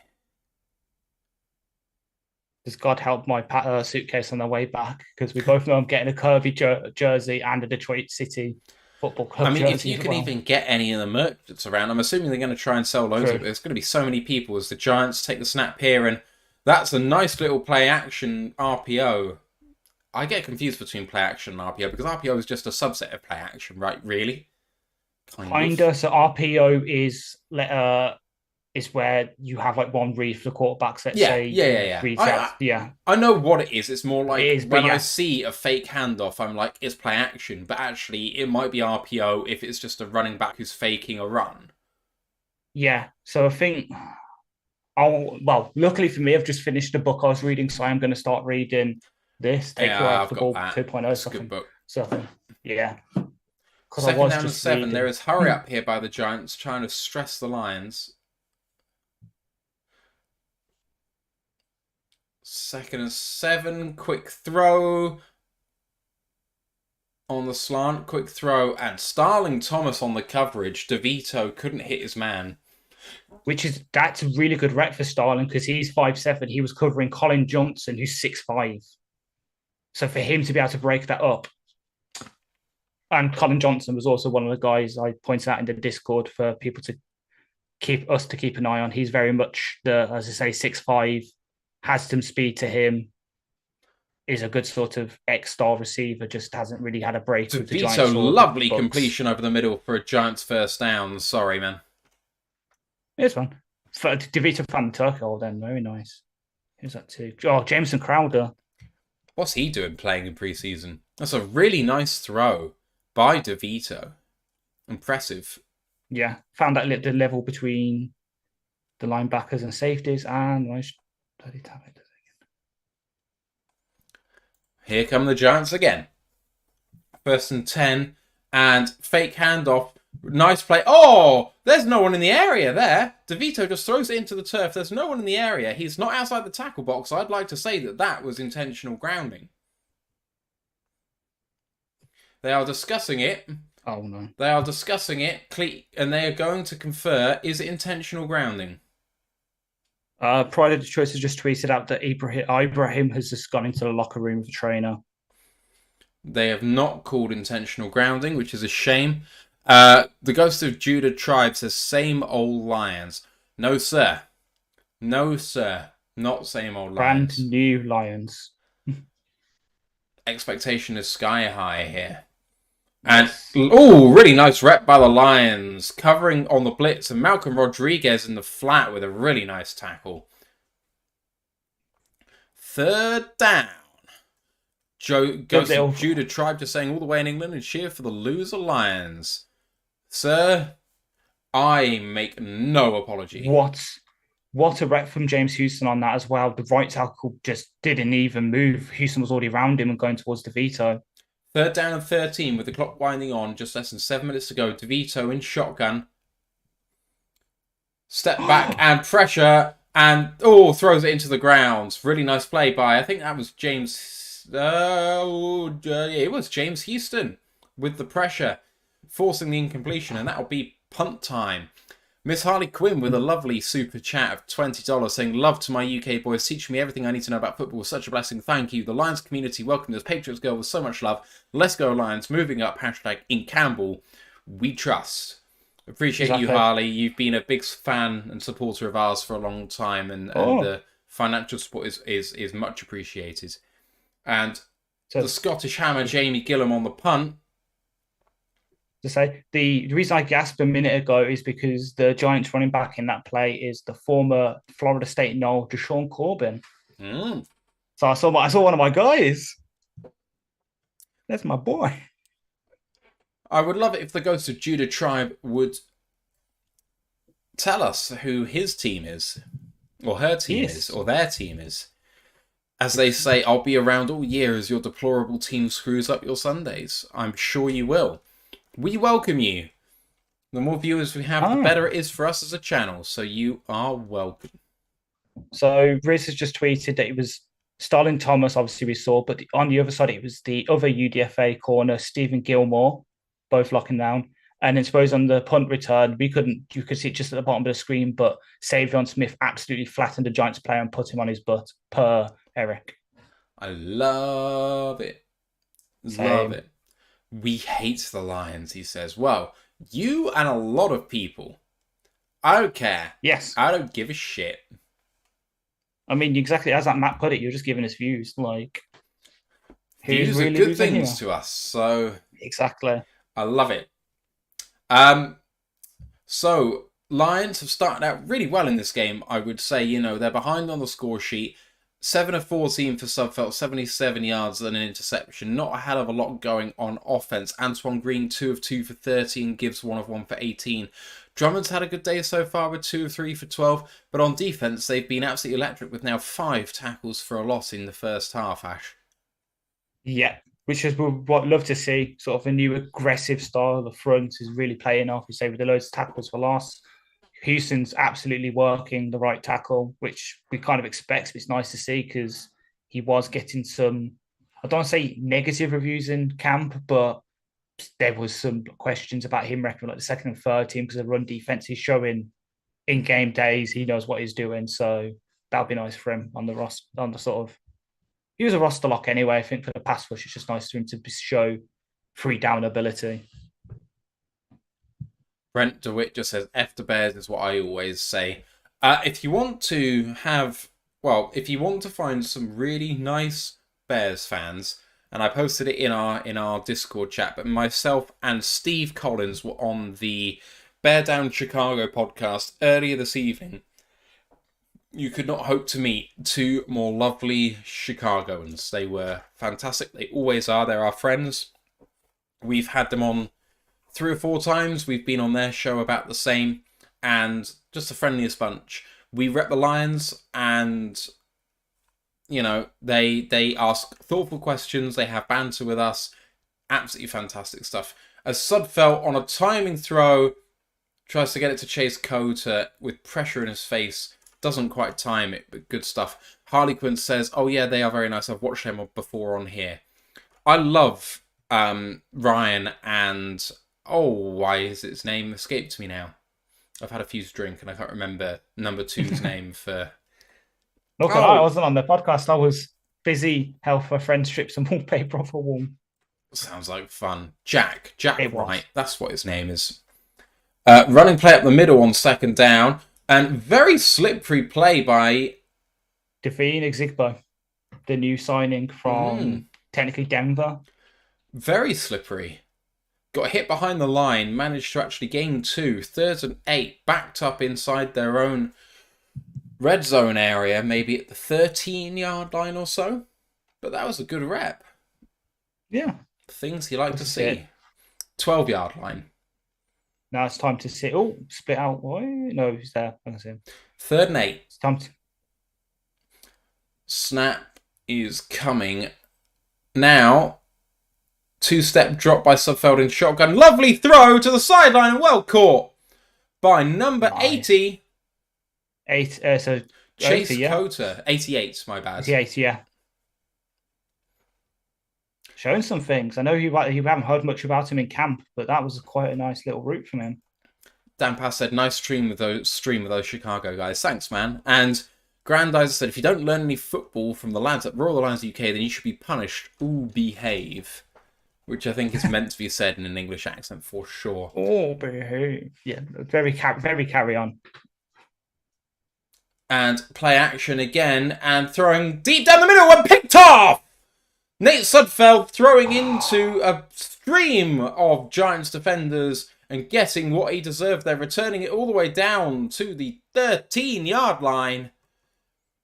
Wow, that was a ill-advised throw by Nate Sudfeld. He got all the time in the world, and he picked out a Lions wide receiver who admittedly had plenty of separation, but there were 4 Giants defenders behind it, and he airmailed it slightly in an easy pick. Yeah. Lovely clean pocket. It was slightly in front of JMO.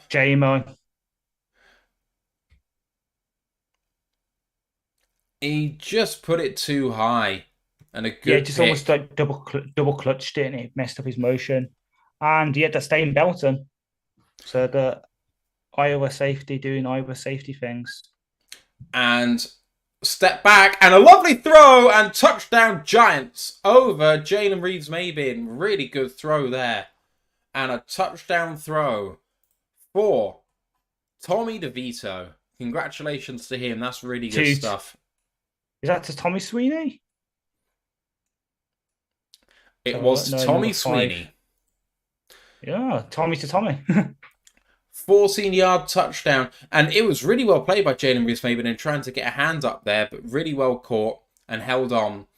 Touchdown Giants, and it is 12-3 with the PAT to come. Oh, I just saw Cleo Pimperton on the sideline of the Giants. It's made me slightly sad. PAT is up and straight through the middle by Graham Gano. 13-3 with 4:55 to go.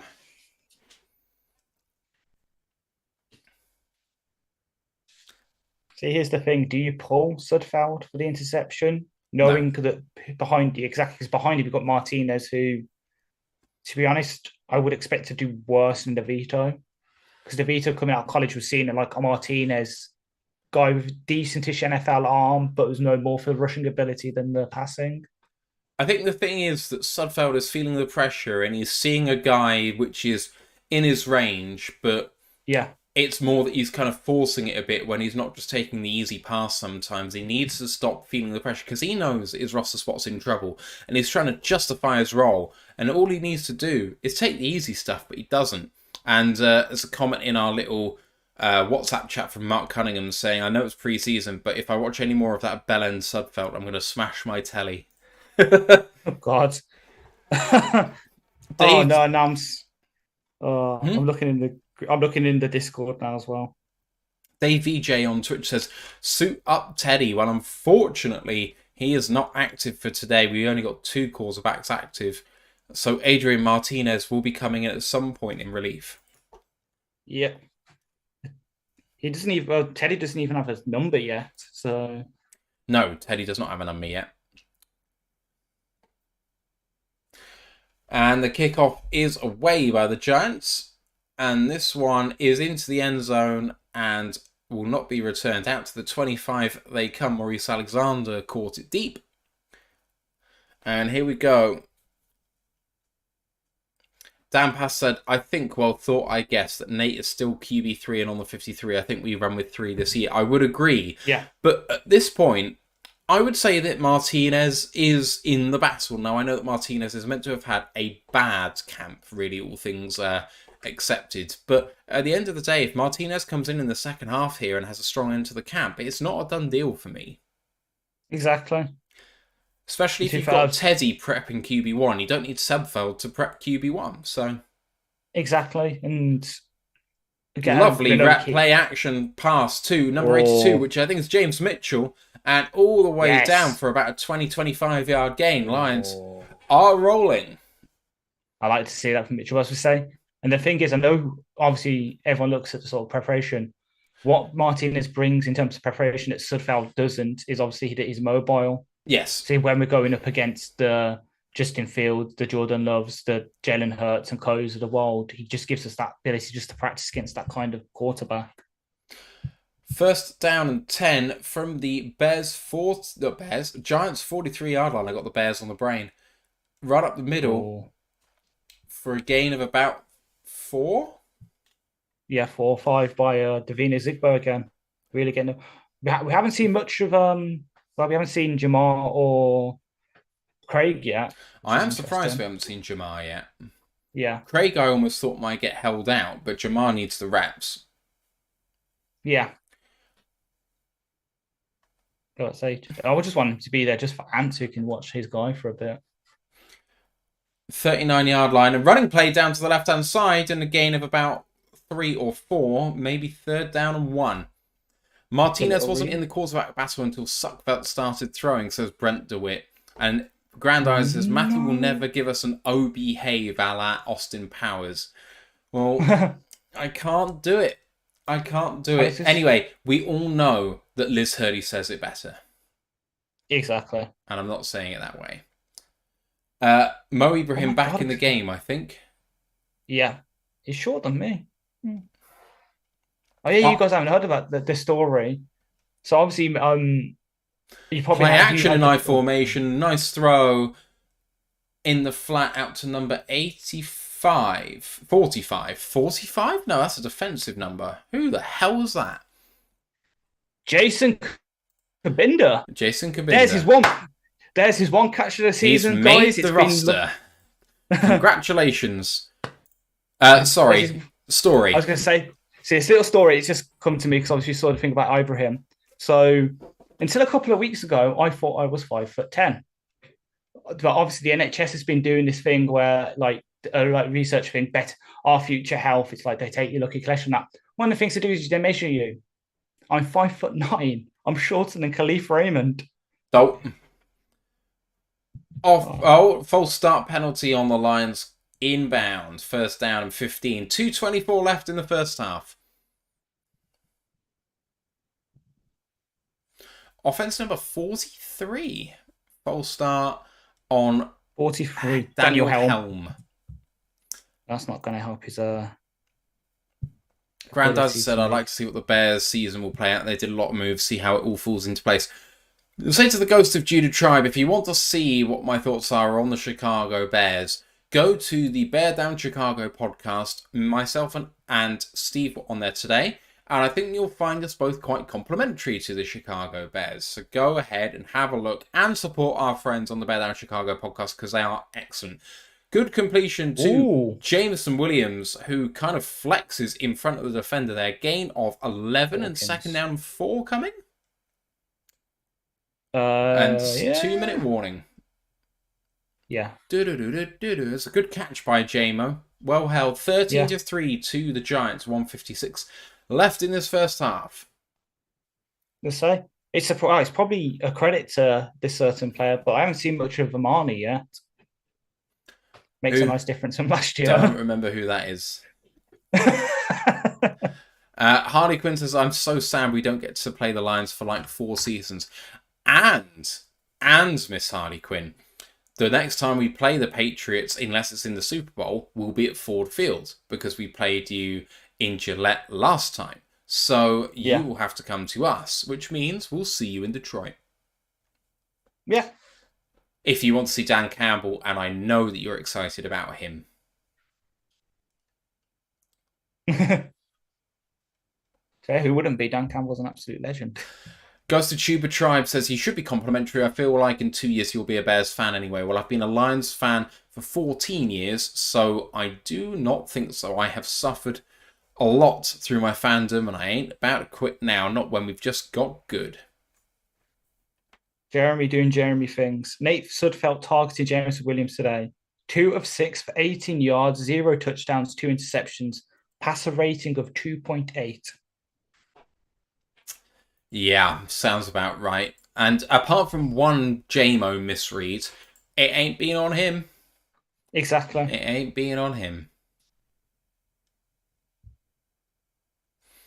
Oh, I've just seen Speakeasy Sports on Twitter tweeting someone who's zooming in their camera on the blooming cheerleaders, and I know they're there to cheer on the team as well as be maybe a little bit of eye candy. I mean, is that a sexist thing to say? Because I kind of feel like that is their role. It kind of is. It's like I can't talk. As I said, I went to 4th, I think, at Hooters, and obviously that's the whole point of that. And like Coyote Ugly, it's a thing. Plus, there's male cheerleaders as well, so there's some male eye candy if you're into that. Why am I saying? Oh God, why am I seeing? You've watched Hard Knocks, I guess. Yeah, I've watched it because I've DAZN Canada coming clutch on YouTube. Did you? So, what did you think? I hate to say it, but it had a sort of like, how everyone sort of felt a bit better about Kirk Cousins after quarterback. Yeah. I hate to say it, but it made me like Aaron Rodgers. It made me hate Aaron Rodgers a little less than I did before I started watching it. I mean, the thing is, I don't feel bad at all about the fact that I hated Brady at the Patriots, and as soon as he went to Tampa, he became instantly a likable person. Yeah. So I totally get it. A person you hate because they're in division, they beat you all the time, and he seems like a bit of a jackass, moves to a completely different place and shows a new face of himself. It doesn't surprise me at all. Yeah. Oh, we're back. So we're back at the Giants' 21-yard line and play action pass to James Mitchell for a gain of about 6. Nice. Like that play design. First down Lions, and whistles after the play, so maybe there's an injury out there. Hope not. We'll check. Good throw and good timing to Mitchell, and burrowing? It's either burrowing or barreling, but it's not both of them. It's barreling. Barreling. I mean, burrowing, it could be if they were going underneath them. Yeah. Just say, really nice play design there by Ben Johnson to get Mitchell open, though, the sort of motion along the back of the line on the flat. I like that.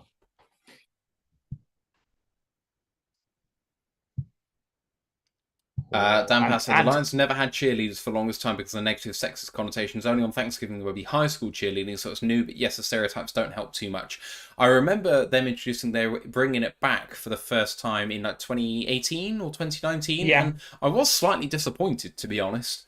But there we go. But you look at them, do the profile, quite a lot of them actually are like clever. So I know there was one from 2019 that actually was a rocket scientist. You know how like we always say it about you know who.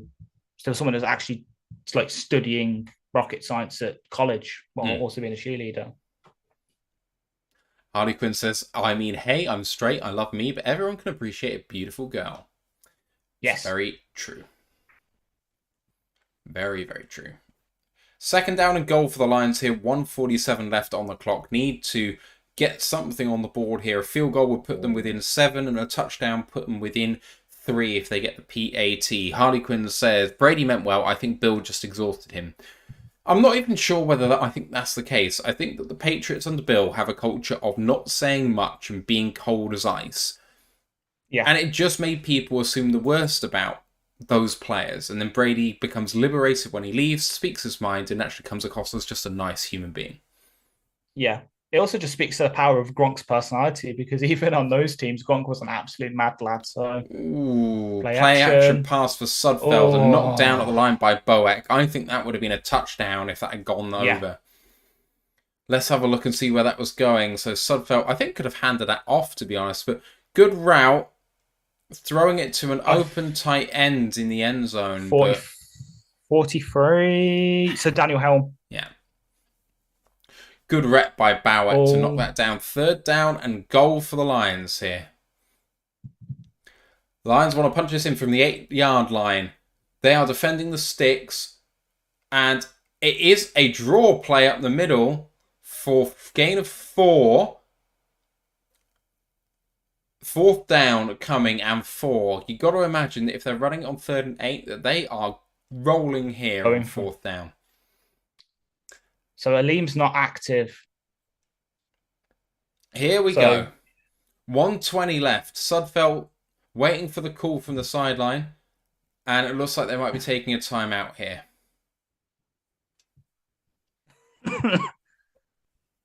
God damn it, Ants. Rolling down this clock all the way down.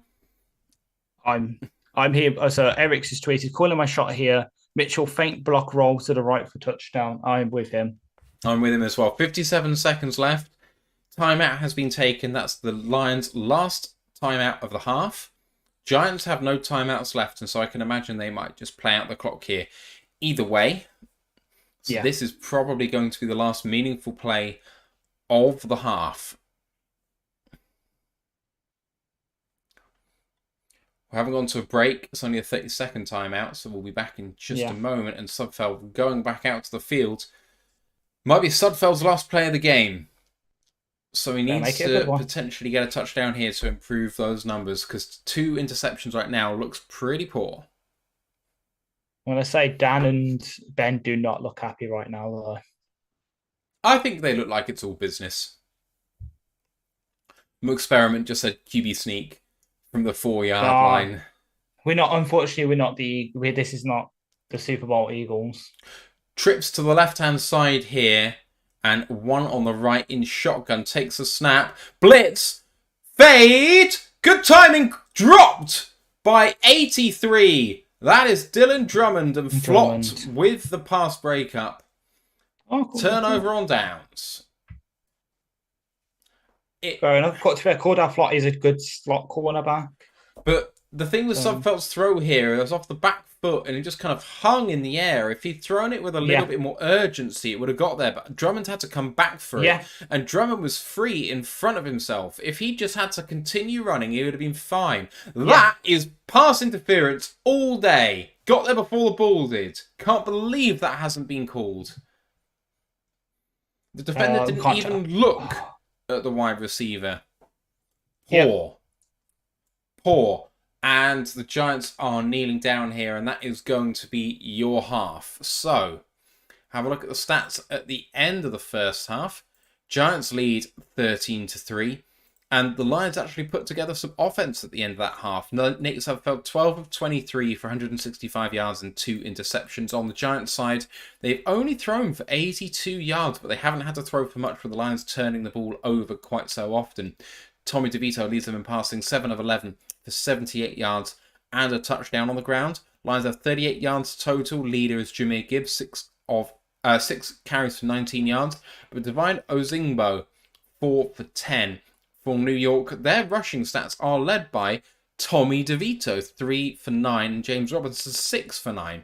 In the receiving game, Mitchell leads the Lions with 44 yards on 2 catches, backed up by Antoine Green, 2 for 2 for 30. For New York, Cole Beasley is 4 of 4 for 33, and Jameson Crowder 2 of 2 for 32. On defense, the Lions have been led by Jack Campbell, who's actually had a tackle taken off of him. He's gone down to 4, but there are 6 tackles for a loss for the Lions, 1 each for Branch Rodriguez, Kaminsky, Jalen Reeves-Mabin, Benito Jones, and Levi Onwuzurike. And Benito Jones' tackle for a loss was also a sack. For New York, they were led on tackles by Bobby McCain, Trey Hawkins, and Carter Coughlin with 5 apiece. The 1 tackle for a loss came from Jason Pinnock. They also had 2 interceptions, one by Jason Pinnock and one by Dane Belton. Kick-wise, 2 of 2 for Graham Gano on field goals and 1 of 1 on extra points. Riley Patterson, 1 of 1 on field goals for the Lions. Ash, your thoughts at the end of the first? I hate to say it, but we've kind of Sudfeld has kind of shot himself in the foot a bit with the interceptions. Like, I don't want to play like I don't want to play like the what if game, but what if he hadn't thrown those 2 interceptions?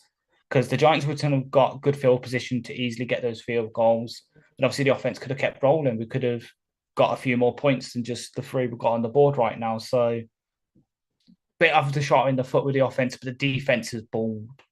Like, that, if this is what the second stringers are like, what are Charles Harris, Aiden Hutchinson, Aleem, Kirby, all these like better players going to be like in this defense? It could be that the defense could look a bit better. Well, I hate to say it because, it'd be hard to say it, that the defense might look better than the offense, but the possibility of that happening has increased a tiny bit. I still think the offense is going to be the better one because obviously we don't have the first string offense out there. We don't have Goff out there. We don't have Amon Ra out there, but the defense might be a bit better than it was last year. And the defensive line has just been so impressive across the board, with Kaminsky being an absolute terror, but also good reps for Levi, Broderick Martin, Benito Jones, Josh Pascal. Super impressive. So I'm really buoyed by that. James Houston's also shown up too. Malcolm had a tackle for a loss. Melifonwu shown some good stuff. And that hit by Brian Branch was out of nowhere. Oh, yeah, absolute bloody shot out of the cannon as soon as he read it, and he just laid him to the floor. Absolutely great. And that's the one thing we saw in college, was him being very good at reading the game and then making the tackle. So if he's doing that like week 1 of preseason against NFL caliber guys, imagine what he's going to be like during the actual season when he has better players around him. Yeah, absolutely. I have been impressed actually by the wide receiver for the Lions, Dylan Drummond, so far. 2 catches. It was his first 2. He's dropped the next 2. That last one was interference. I don't care what the refs say. That should have been called, and it wasn't, so that's not on him. The other one was not a great throw. We talked about, or I mentioned at the start of the game, I wanted Sudfeld to give his guys a chance. And while in the short and intermediate play-action game, he's been good, throwing from the pocket sometimes leaves a little bit to be desired. And at his height of 6'6", you'd expect more. Exactly. Like, we just saw that with the last one, even though it was PI, and obviously unfortunately couldn't challenge it because we were out of timeout, so we couldn't.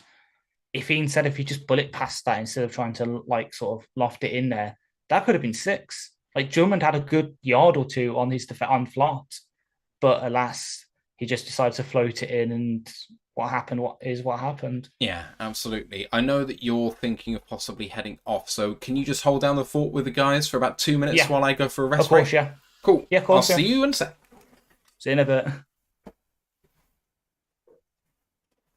Unfortunately, I can't see chat because I'm trying to keep an eye on the roster and that, but it has been an interesting first half, even though I've only got to see half it because streaming. But Campbell's looked good. Obviously, they're showing the sort of replays of his plays right now. Levi's tackle for loss as well was very good, showing that he might be able to break the roster as that sort of DT4 to back up Aleem, which is something that I'm very much looking at, as you guys know if you've watched the podcast, because I do like Bugs, I like Martin, I like Benito, and I like Aleem, but I just wanted someone else there at the free tech to be the backup, because I don't want to put all that stress on Aleem, just him having to play all the snaps. So it's good to see like Levi, Covington obviously having that sack before it was wiped out by a penalty. nice to see the defensive line playing up to standards. First time in a while we've actually got like 4 linebackers who can play. Because obviously Campbell showing out, Rodrigo showing out, and then Barnes supposed to have been good in camp, even though we haven't seen him today, seen much of him today. And then obviously AA, we know what he's like. So it's the first time in a while we've had 4 decent linebackers as well. So maybe the second half see a bit more from the defense other than like Starling Thomas and Branch, just see if they can get their hands on some balls. Insert Sniggers here just to laugh at it. But I don't know. I can't see the chat. I don't know what you guys are saying. And I am delirious because I didn't sleep that well last night because it was a bit warm over here in the UK.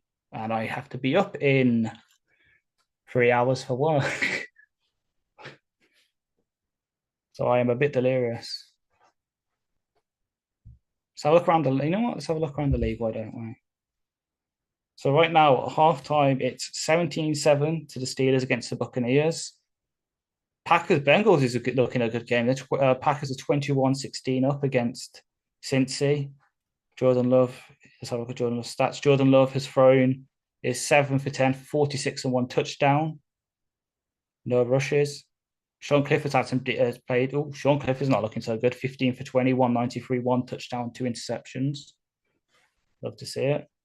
And then the Falcons are 6-0 up against the Dolphins. They're already in the third quarter. Jesus, that game's gone quickly.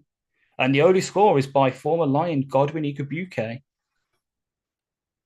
Hello to David Reinfurt, who says, "Hey Jensen, Dan Pass asked, so Levi seems solid physically for you so far, question mark."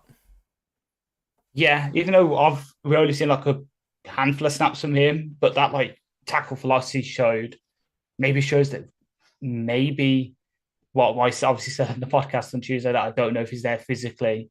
He's taken some stats and it's obviously showing out, so maybe he is, and he could crack that sort of the roster as like DT 4-5 over someone like Benito or Covington.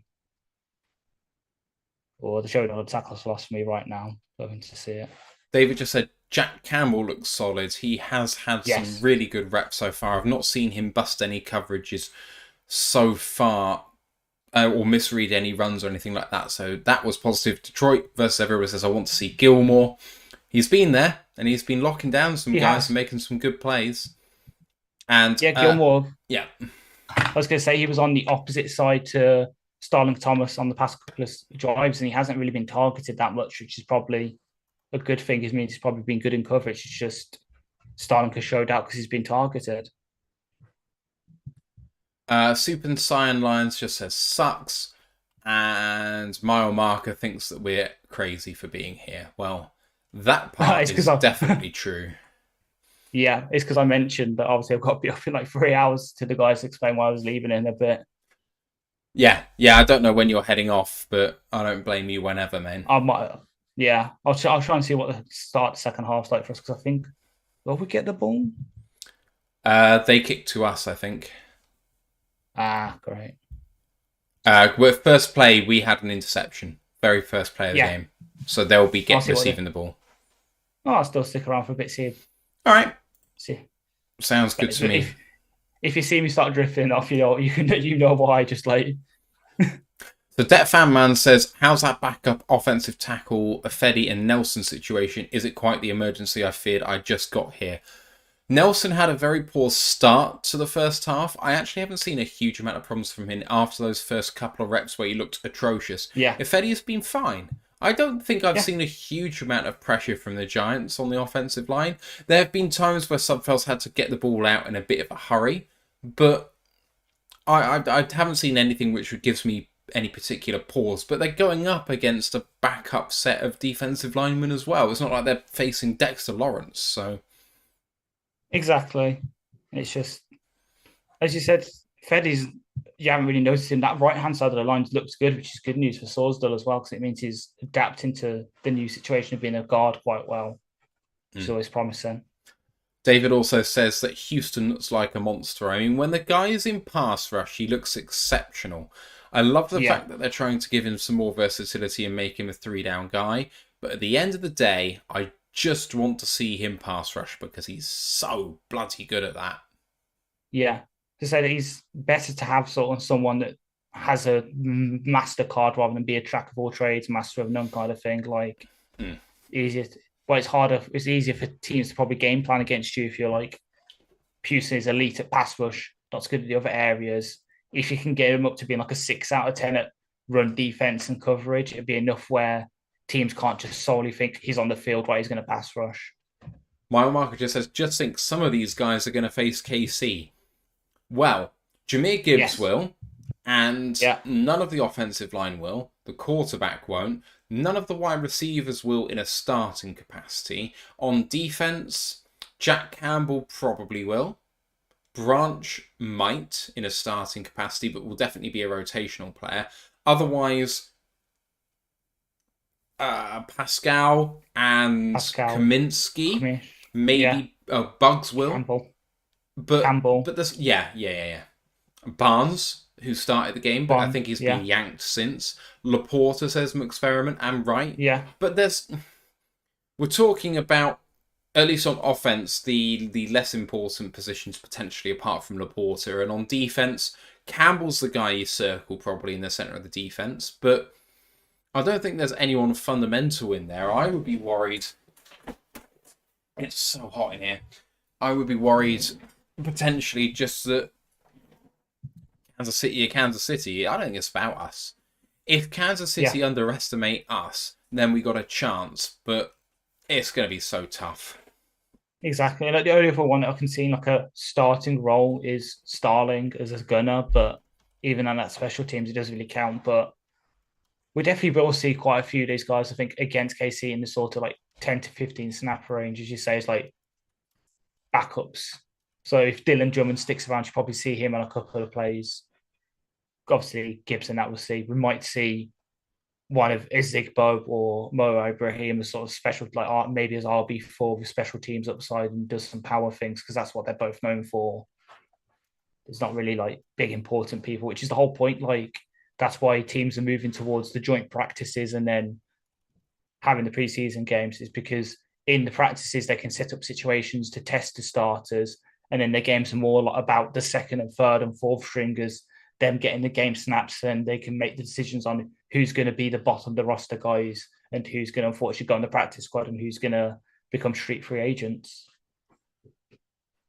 David just said, do you think Nate will play the full game? I suspect that Nate will probably play the first half of the third quarter, maybe one more series, and then they'll bring in Martinez for the rest of it. In the chat, we've got Nate Custard talking about, and Grandizer are talking about the battle between Benito Jones and Levi to make the roster. I mean, if we keep 4 defensive tackles, that's a battle. If we keep 3, they're both gone. So it's tough. If we keep 4, I don't know who we keep, because is it Levi who's potentially got the more upside, but Benito Jones is the guy, and he played so well at the back end of last year, and he started off okay this year too, so I don't know who they keep if it's only 4. I would lean personally Levi because we've put a bit more investment into him, inverted commas, but I can make a case for both. Pride of the Choice has tweeted as well. Adrian Martinez is warming up, guessing he starts the second half when the Lions offense is out there. So I think Sudfeld is now riding the pine. Super Cyan just said the line has been okay, but the run game is a bit underwhelming. It will be, though, against these. This offensive line is not exactly vaunted at anything. So the run game will suffer. But I've seen some good sort of one-cut moves from Gibbs and from Exigbo. And to be fair, Ibrahim had that really good run as well. Like there have been times where the running backs have read the holes well and sort of hit it and got a good 5-6 yards. It's just a case of as you say, it's not the first team offensive line where you stick them out. You can probably, if they just suddenly flew us over and gave us the ball and said, go and get us 6 yards, we probably could.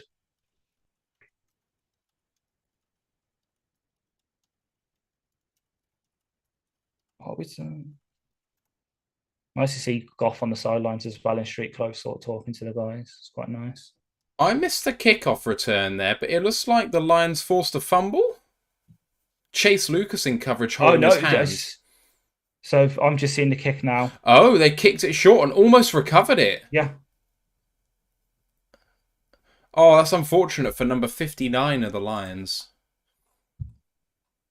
Yeah. Trevor Nowaski. Are the UDFA linebacker out for Saginaw State? Nice. Yeah. Let's have a look. So the ball was never touched by the Giants. Oh, There's a flag. yeah. Oh, so they kicked it out of bounds. So it comes out to the 40. Really? Yeah, I think there's a rule about it. I can't remember what it's called, but yeah.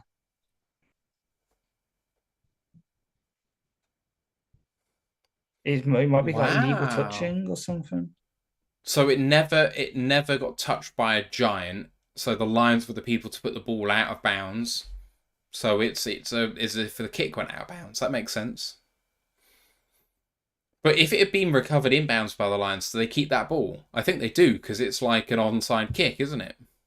No, so if it's touched like that, I think it will just be like downed But at if it was an the onside kick and the Lions get there first and recover it, it's their ball. true, but I don't think it was set up like a lot. I think you have to line it up as if it's like an Oh, onside really? kick. Okay. Yeah, I don't know. Good tackle by number 42 and finished up by number 36 of the Lions. 36 is JR. someone. 36 is Stephen Gilmore. He looks a bit like, with his dreads, he looks a bit like former Seahawk and 49er cornerback Richard Sherman. Yeah, Like in the sort of hair and stature, he kind of physically looks yeah. quite like him. I was about to say if you're going to say he looks like, but he also looks like his older brother because he also had Yeah. the dreads. Oh, DeVito with a nice pass, but a lovely tackle by number 40 for the Lions. Number 40, of course, is Brandon Joseph, the safety. No gain there. 3rd down and 9. First minute of the third quarter.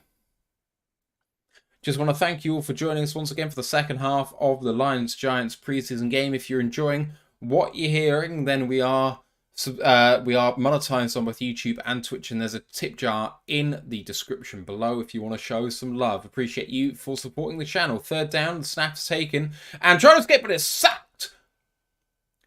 Sacked in the backfield by number 99, Julian Aquara. Coming off the left edge, he timed the snap perfectly, beat the right tackle all ends up, and hits the quarterback in the legs. Really good stuff. And also number 42 had beaten his man as well. 42, of course, is Jalen Reeves-Mabin, who was in the quarterback's face as well.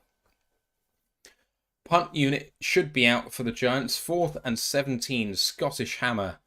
Jamie Gillian is out there.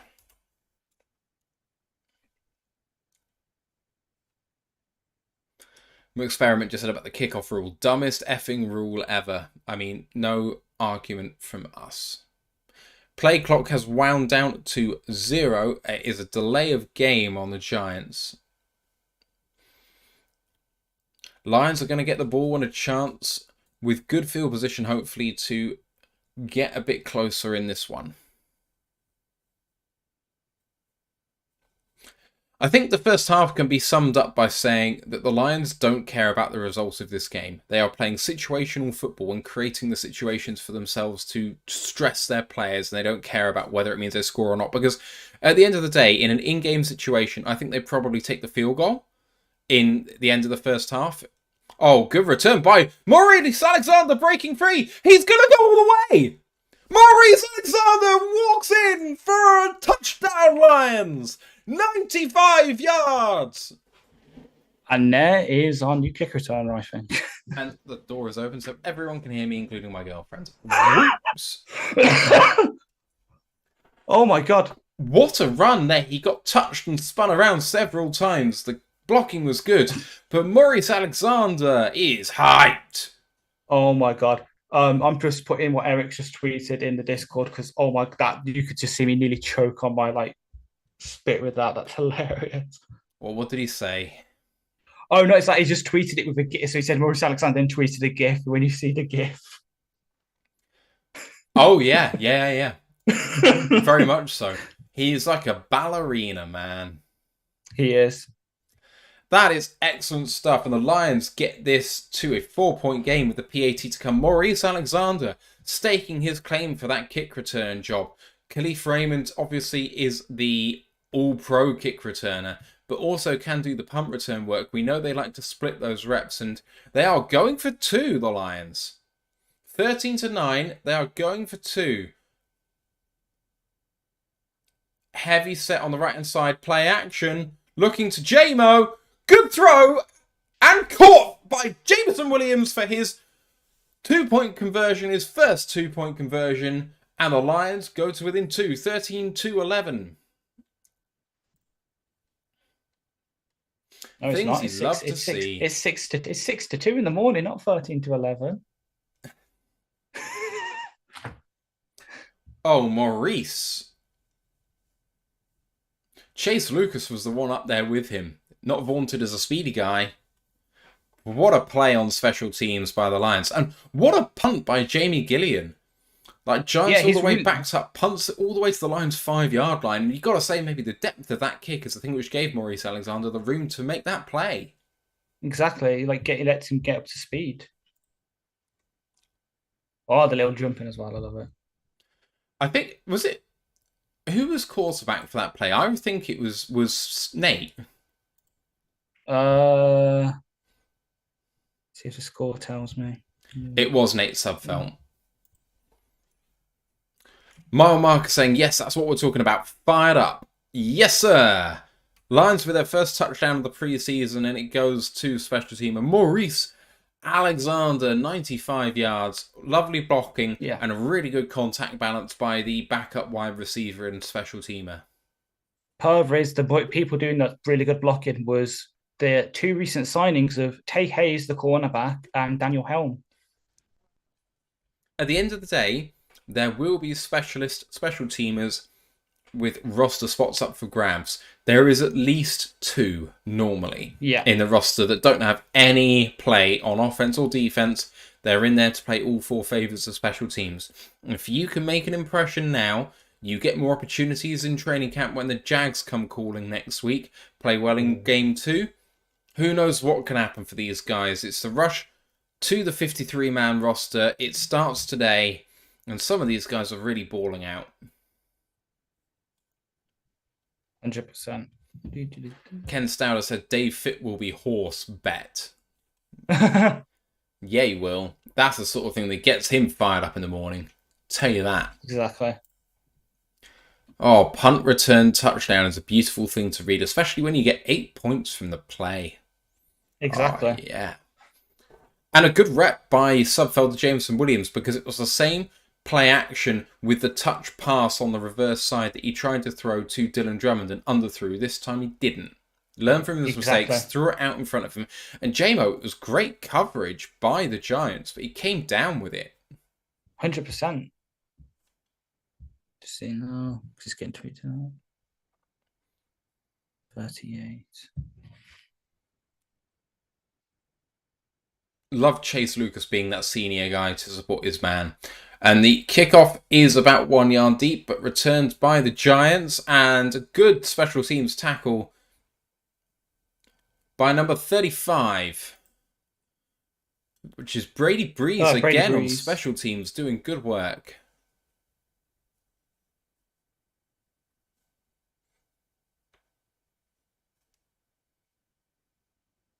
Just listening to Danny Rogers on the sideline. Ooh.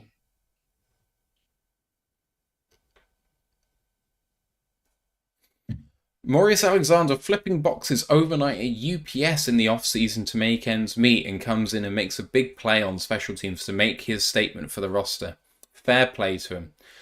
20-yard line is where the Giants start here, and a quick throw for an 8 or 9 yard gain. Good tackle by Milkins, and good catch by Milkins. Good tackle by Anthony Pittman, 6 yard gain. And Harley Quinn is back in the building.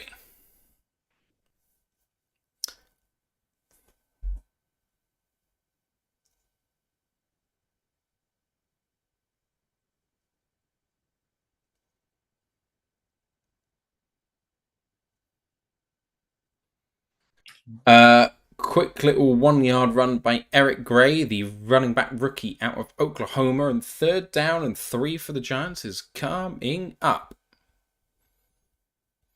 Thank you for all of your interactions. Please do get involved as much as possible. It's great to be watching the game along with you guys. I second that motion. 11 minutes left now in the third quarter. 3rd down and 3. The Lions have the chance to get off the field early in this series. Quick throw and complete. Khalil Dorsey is calling out a flag on the Giants here. Let's see what happens.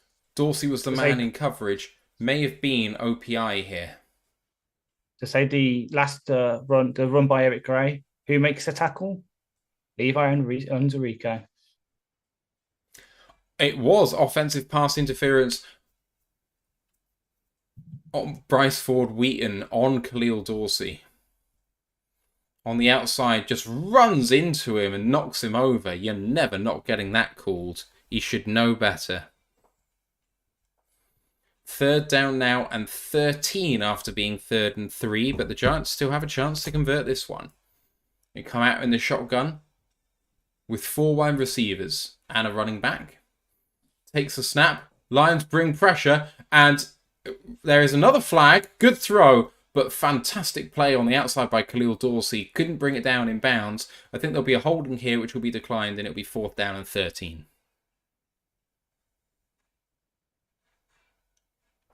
Dable. I'm just seeing the shots of him in the sideline, just like. My suspicions were correct.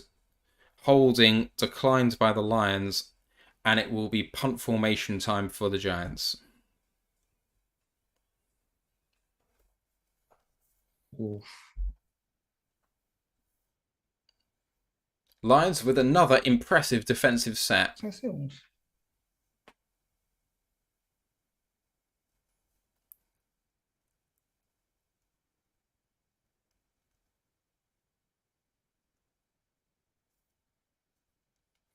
Here comes Jamie Gillian, punting to Maurice Alexander, who's deep. This one does not have as much juice on it and punts it to the sideline to not give him a chance to return. And that's poor form in the preseason, if I'm quite honest. I mean, I know that you want to be able to prove you can punt to the sideline, but give our guy a chance to return, for God's sake. They're just scared. They're scared of him. They've just shown him what he can do, so now they're scared of him. 31 likes on the video. Appreciate all of you guys. It's more than the people that are actually watching the video at the moment. If you haven't liked it, would appreciate one. You know how much it helps out the small content creator that we are. McSperiment says, looks like JMO caught that one-handed as the DB was holding his other arm for the 2-point conversion. Really impressive catch by JMO, because I know his catching has come under fire recently, especially in one-on-ones. But generally speaking, catching is not his forte. It is his speed, so...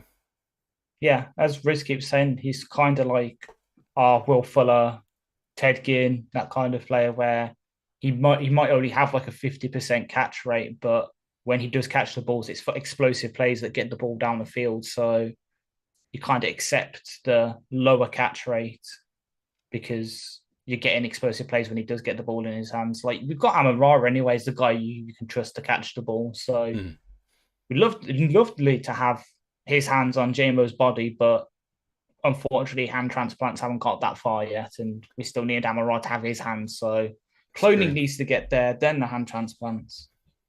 Ken Button's in the chat saying, hello friends, I'm late, but I showed up liking the video now and appreciate you for doing so. And for being here at all, appreciate you very, very much. Yeah, the Lions showing up here 13-11, and they have the ball now as well, so they will be driving for the lead. And while there hasn't been much on offense for the Lions, they had a good drive to end the first half, which ended up in a turnover on downs late, which was unfortunate. But they have been impressive generally on defense. I think that they haven't really given up anything at all, apart from after an interception, a 14-yard touchdown in one play. Yeah. But barring that, they have held the Giants out on every single series and looked really good doing it. Exactly. And I know we don't want to read too much into it, but that's good tidings for the actual season, because we obviously last year we were in shootouts a bit too much, especially early in the season. So if we're already in that sort of mid-season form of being able to sort of bend but don't break, then when it comes to playing the Chiefs, the Seahawks and that, we'll be able to sort of bring that momentum into the actual season and hopefully put ourselves in some good situations to win games. Going to be interesting to see who's under centre now. I can't quite see who it is. Looks like it's still Nate Sudfeld. It is.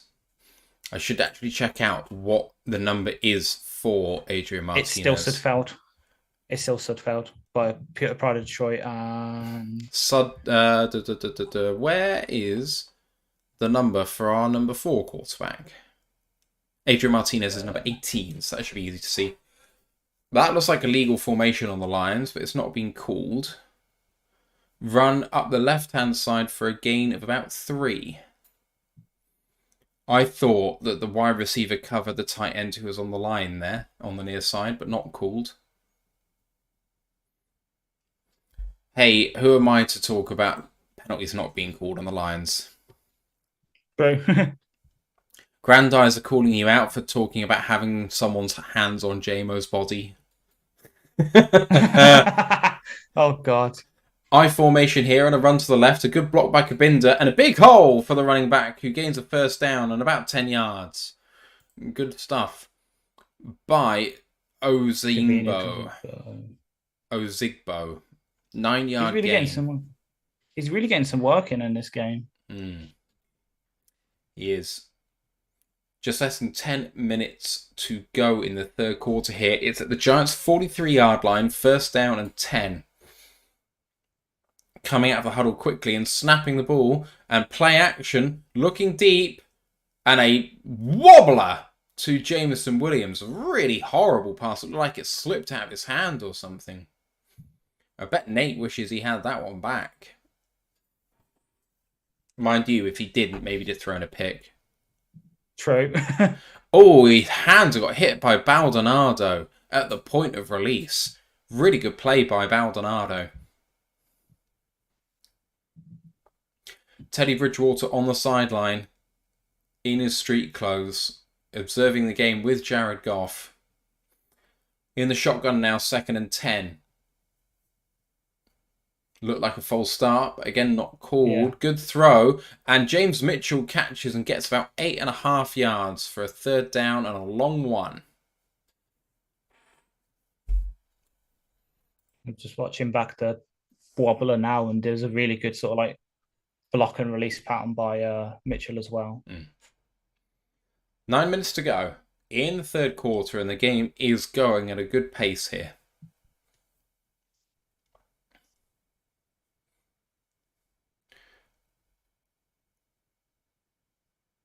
Run up the middle and a really good hit behind the line by number 38 of the Giants. He did not get there. Number 38 of the Giants is Zion Gilbert, cornerback.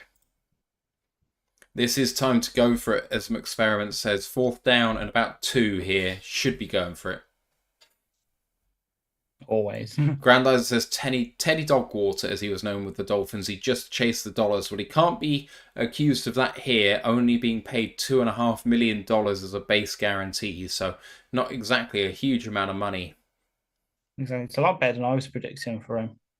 4th down and a half-yard, QB sneak, and Sudfeld might not have got there. It looks like the sideline judge on the far side is going to give it to him. But they are sorting it out. Like he tripped over. The way that the sideline judge came in, he was well over the line to gain, but he came back inside.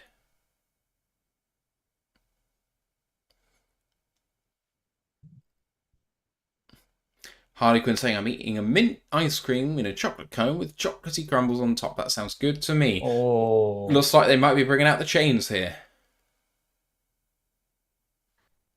Or is it a first down? I think it is. I think it's first down by my reckoning, looking at it. But they have given a first down. So say with the chains, they've got at some point start using like the chip in the ball. I mean, if like surely certain experiences with certain sporting events last week with chips in ball shows how precise they are. So lovely quick throw to Chase Coter on the near sideline. Gain of 12 yards and a first down again for Detroit. Detroit's offense now starting to roll at the midway point of this third quarter. First down and 10 on the Giants side of the field. On the At the 21. 21. Heavy set on the right-hand side, but both men fake to the left and then come back to the right-hand side, betrays the Giants' defensive scheme, and a run up the middle. Lovely play by Ozingbo. Gets all the way down to the 16 of the Giants for a gain of 5. Bridgewater may be transitioning to a coach at some point. Lions maybe told him they would work with him to become a coach while he's playing, says Ken Button. While it would not surprise me, the guy is still pretty young. Yeah, he is. I would hazard a guess at him being 27, 28. 30. 30, okay. Even so, I think that's still quite young for him to think about it. Exactly, and especially with how quarterbacks are now, you can probably, obviously. I thought when he said it earlier when he made his catch. Kabinda catches 1 ball a season. Unfortunately, he used it up in week 1 of the preseason. Right, and that one, his hands were in the right place, but he didn't leave enough gap in his hands to fit the ball in, so it just hit his fingers. Yeah. And as poor form catching the ball, but you can tell he's not a natural offensive guy, to be honest. Exactly. But saying with Teddy here, can probably play like another 5-6 years potentially, like with respect with how like sports science medicine is and how the QB position is used. So 3rd and 5, snaps away in shotgun, looking for a quick throw to Chase Coter and completes for a first down, gain of 7. Nice quick throw and catch contested for Coter, but he boxed out his man, and that's a first down. Brent says, is Mo Ibrahim injured? He was injured. He came back into the game, but he's now not repping. So yeah. I'm not sure. Depends. Harley Quinn says, yes, that is a good age. Yeah. The same with Coates. Well, sort of the game. Coates is really getting some momentum here. Like he's maybe earned himself a few more looks because obviously probably speaks a lot on me. But I had him written off. I thought he was practice squad fodder at best. First down and 8 and goal and hit at the line. No gain for Ozingbo. Second down and goal from the 8. Experiment says Coter is our new preseason all-star. Goodbye, Tom Kennedy. Yeah. I'm not sure I'd go that far. To say, looks like Nelson and somewhat Sawstall's been pulled because you've got Awasika and you've got Bobby Harton right now. Okay. Snaps away again and then running it again, and that's much better blocking this time. Gets all the way down to about the 6. He's still up, and they've blown it dead, but he could have walked in. That's really unfortunate. Yeah. Ozingbo. Ozingbo? I don't know. Ozigbo. Ozigbo. I shouldn't ever look at ESPN because it betrays the next snap to me always. 3rd down and goal for the Lions from the 6. Comes out in the shotgun. 3 wide receivers, a tight end, and a running back. J-Mo's on the field still. And it's a draw play and hit and they for a 1-yard gain. At the 5-yard line, 4th down and 5. And you've got to think the Lions potentially will take the field goal to go 1 in front here. Yeah. Honestly, well, looking, Nelson's still in. So it's probably if Feddy's moved to left guard, and then you've got our secret right guard, and then Bobby Hart's at right tackle. The offense staying out there? The way it's looking, they might. Yeah. It's a preseason game. No one cares about the chip shot field goals. Exactly. Offense staying up there. 4th down and goal from the 5. Single back set with a tight end, 3 wide receivers, and a running back. Sudfeld. And that is delay a game. I don't think we're going down for 4th down and goal from the 10.5-yard line. Honestly, we know Patterson can do this kind of field goal. I'd actually be giving this to Parker Romo. Is he active? Yes. I think he did the kickoff to open the half. This half. I can double check. Hang on. Not that one. It's this one. Number 24. That looks like Parker Romo to me. Oh, that is not Riley Patterson taking the kick. 4th down and goal to go into the lead. Parker Romo right through the middle. And the Lions take their first lead of this preseason. El Juddman says Parker Romo looks tiny. I thought you said tidy. I was about to say, yeah, he does look tiny. He is.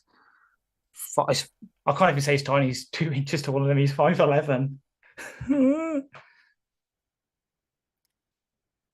I know, and I'm looking out because I want to say who is the shortest player on our roster.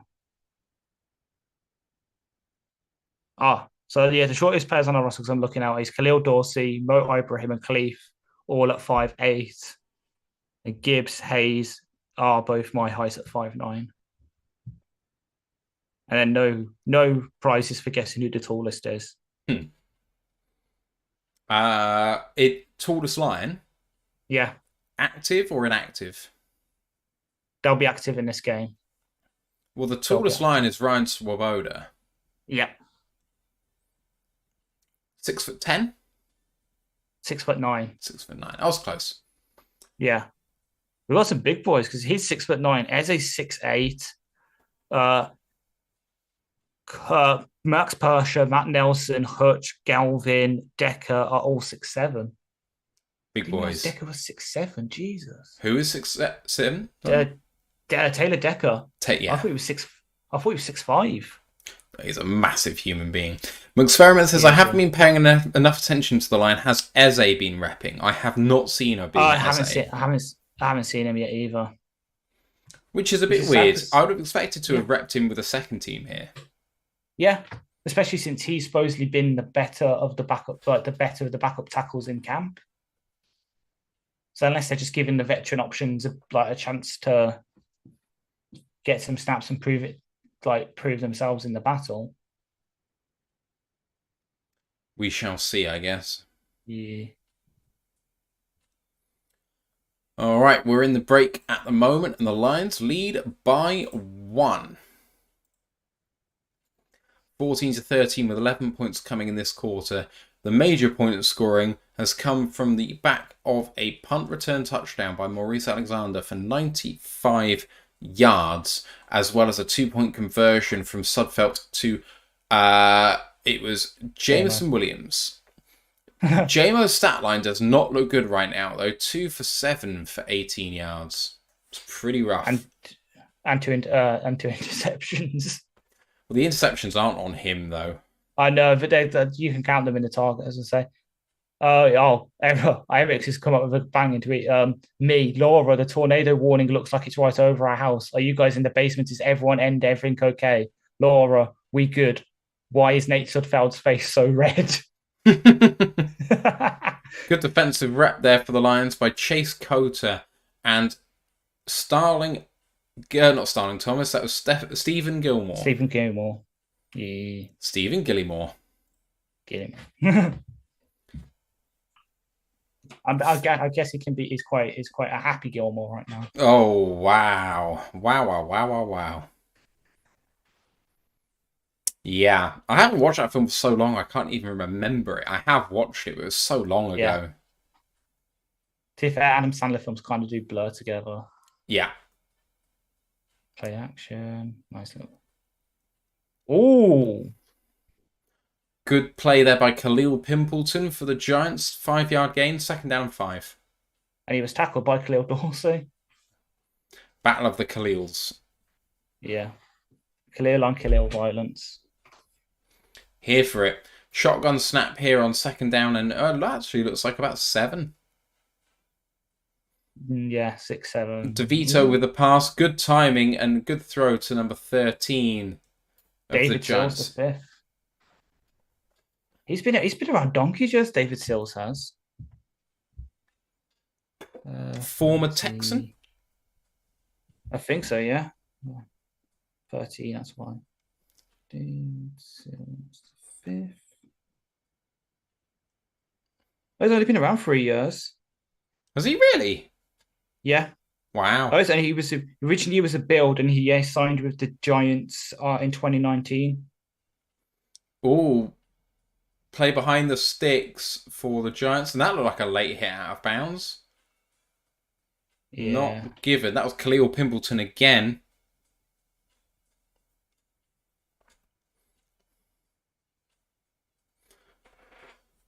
They do look very like the Gilmore brothers. They really do.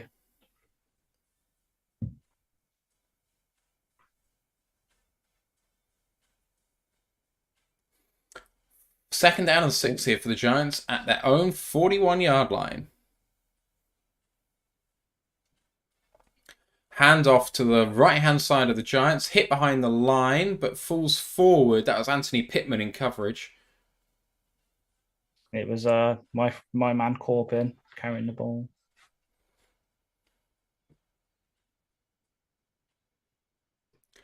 Third down and 2 for the Lions. Mile Marker saying, think maybe this is the hardest some of them have ever played. Well, I damn well agree with you, to be honest, because some of these guys are playing for their lives. Playing for the spot on the 53. Whoa! Not to say, playing for their lives. This is not like some gladiatorial combat. It's the Hunger Games. It's just a game is NFL. And it's a sack! That's a really lovely 88. rep. And is that Julian again? It is Julian Aquara with sack number 2. He's living in their heads and on the quarterback, quite literally. Julian Aquara just ducking underneath. Nice very much like yeah. James Houston there, ducking underneath the left tackle. Lovely rep. Oh, damn it. I was trying to see who got like the additional wrap up.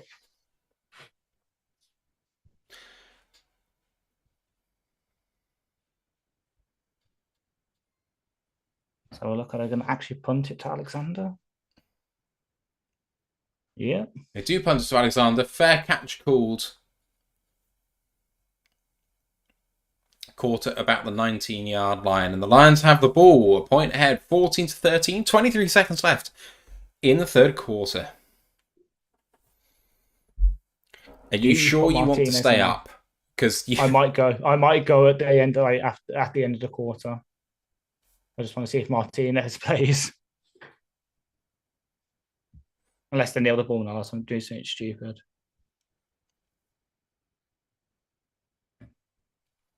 It's fine. I'm in the bakery anyway. All I've really got to do is just whack things in the oven and sugar some donuts. But fair. How's the job hunt coming? A load of darts being thrown at the board, not a lot of sticking, unfortunately. What was your degree in? Ancient history. So that's the most useful thing, yeah. Classics and ancient history, that makes sense. Exactly, yeah. Are you looking at academic stuff, or are you just looking at any old job? Any old job, because academics, you probably need to be still in university. And it's been like 2-3 years since I've been in there, so I was doing the PhD. Obviously, applications they never didn't materialize. Yeah. My marker did anthropology. Apparently, that's a cool thing to do. Yeah, you exactly. Got to stick up for us humanities subjects. So everyone doing like computer science or discrete mathematics, whatever they call it these days. Just pure maths, I think. Yeah, but it was a shady reference to my brother because he's doing computer science, but supposedly he calls it discrete mathematics. Nate Custer saying Julian showing up. Still don't think there's room on the 53. Sorry. I was good. Yeah.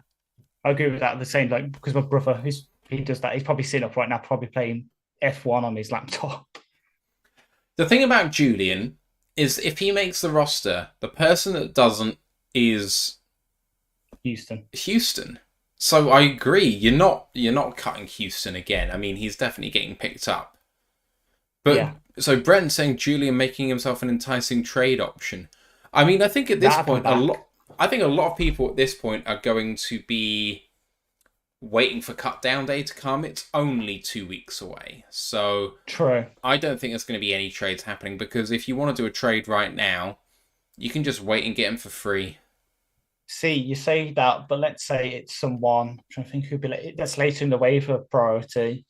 They might do it like, you know, how we did it with Denzel Mims. They might do it for Julian because they're scared that someone more advanced in the waiver priority might get him. So case in point of that is obviously the Bears signing Logan Stenberg today.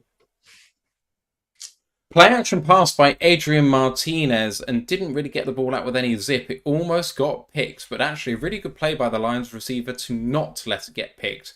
Would have been a really interesting day if the first throws for each of our quarterbacks had ended up in interceptions, but it wasn't to be. Martinez, a rookie, 23 years old at Kansas State. Eze's in. And I think he's at right tackle. He is at right tackle, yeah. I can see him. He sticks out like a sore thumb. Quick throw by Martinez to Maurice Alexander. He has a lot of room in front of him and gains about 7 or 8. Third down coming. That's probably the end of the quarter, so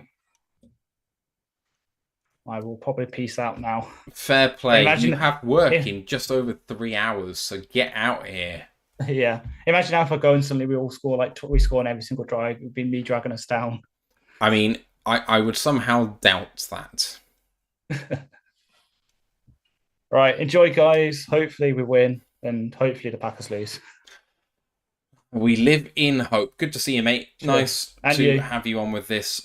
See you Monday? Monday. Yep, of course. Cool. See you in a bit. All right. Cheers, Ash. Bye. Bye. All right, everybody. It's just me from here on out, finishing up. Oh, hello. What's happened there? Just finishing up this one. Lions up by a point and have the ball, but it is third down. Hopefully you can put up with me just doing the last part of this one.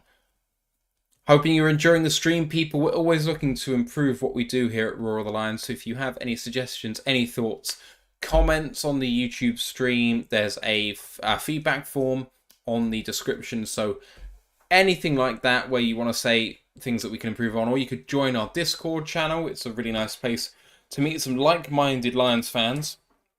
No SOL allowed. Positive vibes, not only, but, you know, criticism's cool. I appreciate criticism. We all want to know how we can get better, but SOLBS not appreciated. Brent just said, did they give an update on offensive lineman RP injury? I have not heard anything about Pierce Baker yet, but honestly, Ash is the one who is looking after Twitter for me, so... or X, whatever it's called. I'm going to call it Twitter. I don't care that it's rebranded. It's the same to me. I might have a look at Lions PR while I'm here. See if there's anything.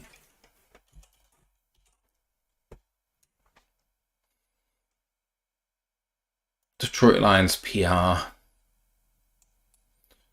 Media availability with Lomas Brown, the newest member of Pride of the Lions, in the Lions post-game interview room at the conclusion of tonight's game, which is really cool. But that's the only thing that the Lions PR have put out.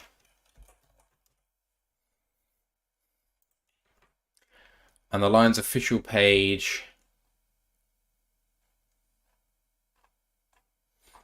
doesn't appear that there's anything on the official Lions media, Lions stream, but we'll see. Jeff Hoodie says, the weather lady refuses to go away, so I told my wife to mute it and pulled out my headphones. ROTL UK on my audio now. Hell yeah! This is what we do. Lions on offense here. 3rd and 3 on their own 27 with Martinez in shotgun. Takes a snap. Giants bring pressure. Good pocket. Good throw! Over the middle and a lot of room there for the tight end. No, it's Chase Coter. I keep thinking he's a tight end because he's an absolutely massive dude. But Chase Coter is doing the stuff for the Lions from the receiver position. Nate Custer says, well done, Ash. I'm in the UK and I have a day off tomorrow. Totally understand there is a flag on the play. Appreciate you, Nate, for staying up for this one. Being in the UK and a NFL fan is tough. Here's Cleat with the call. Offensive pass interference on number 43. 43 is Daniel Helm. He has had a bad day so far with several drops and flags. That backs him up to 3rd and 13. Still a chance to convert, but with Adrian Martinez, you'd like it to be a 3rd and manageable, and that is certainly not. Let's see what happened here. Oh, yeah, Daniel Helm just set up a block. And there was no need because there was separation there. That was really poor. Martinez now in 11 personnel with a tight end, 3 wide receivers and a running back in shotgun. Takes a snap. 3-step drop. Comes forward. Lots of room. Looks like he might run. He's very mobile. Gets hit late and out of bounds, but not heavily. No flag. And 4th down. Looks like the Lions could be punting here.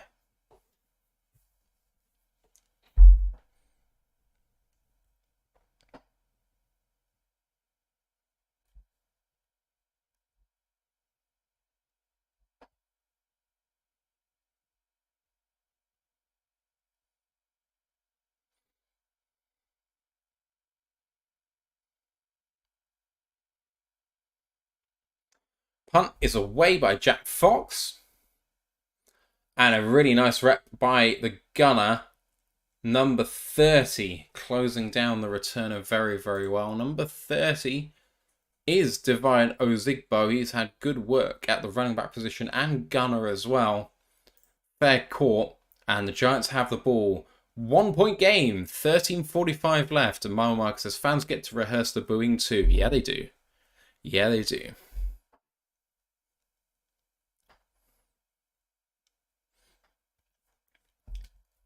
"28 of you viewing us today, as well as Pride of Detroit being online at the same time as well. So appreciate all of you guys for being here, because I know that there are some more established and potentially better people to listen along to. So your presence here is not taken for granted. Ken said, yeah, the whole Twitter rebrand's hit like a rock so far. It's not going to get better. Brent DeWitt said, who's going to be our CJ Morton fake punts this year? Well, I think that ends up working best from the punt protector position, which is where CJ Moore used to play. Just because you're slightly off from the formation, it allows you to do a little bit more. And looks like he's coming in here.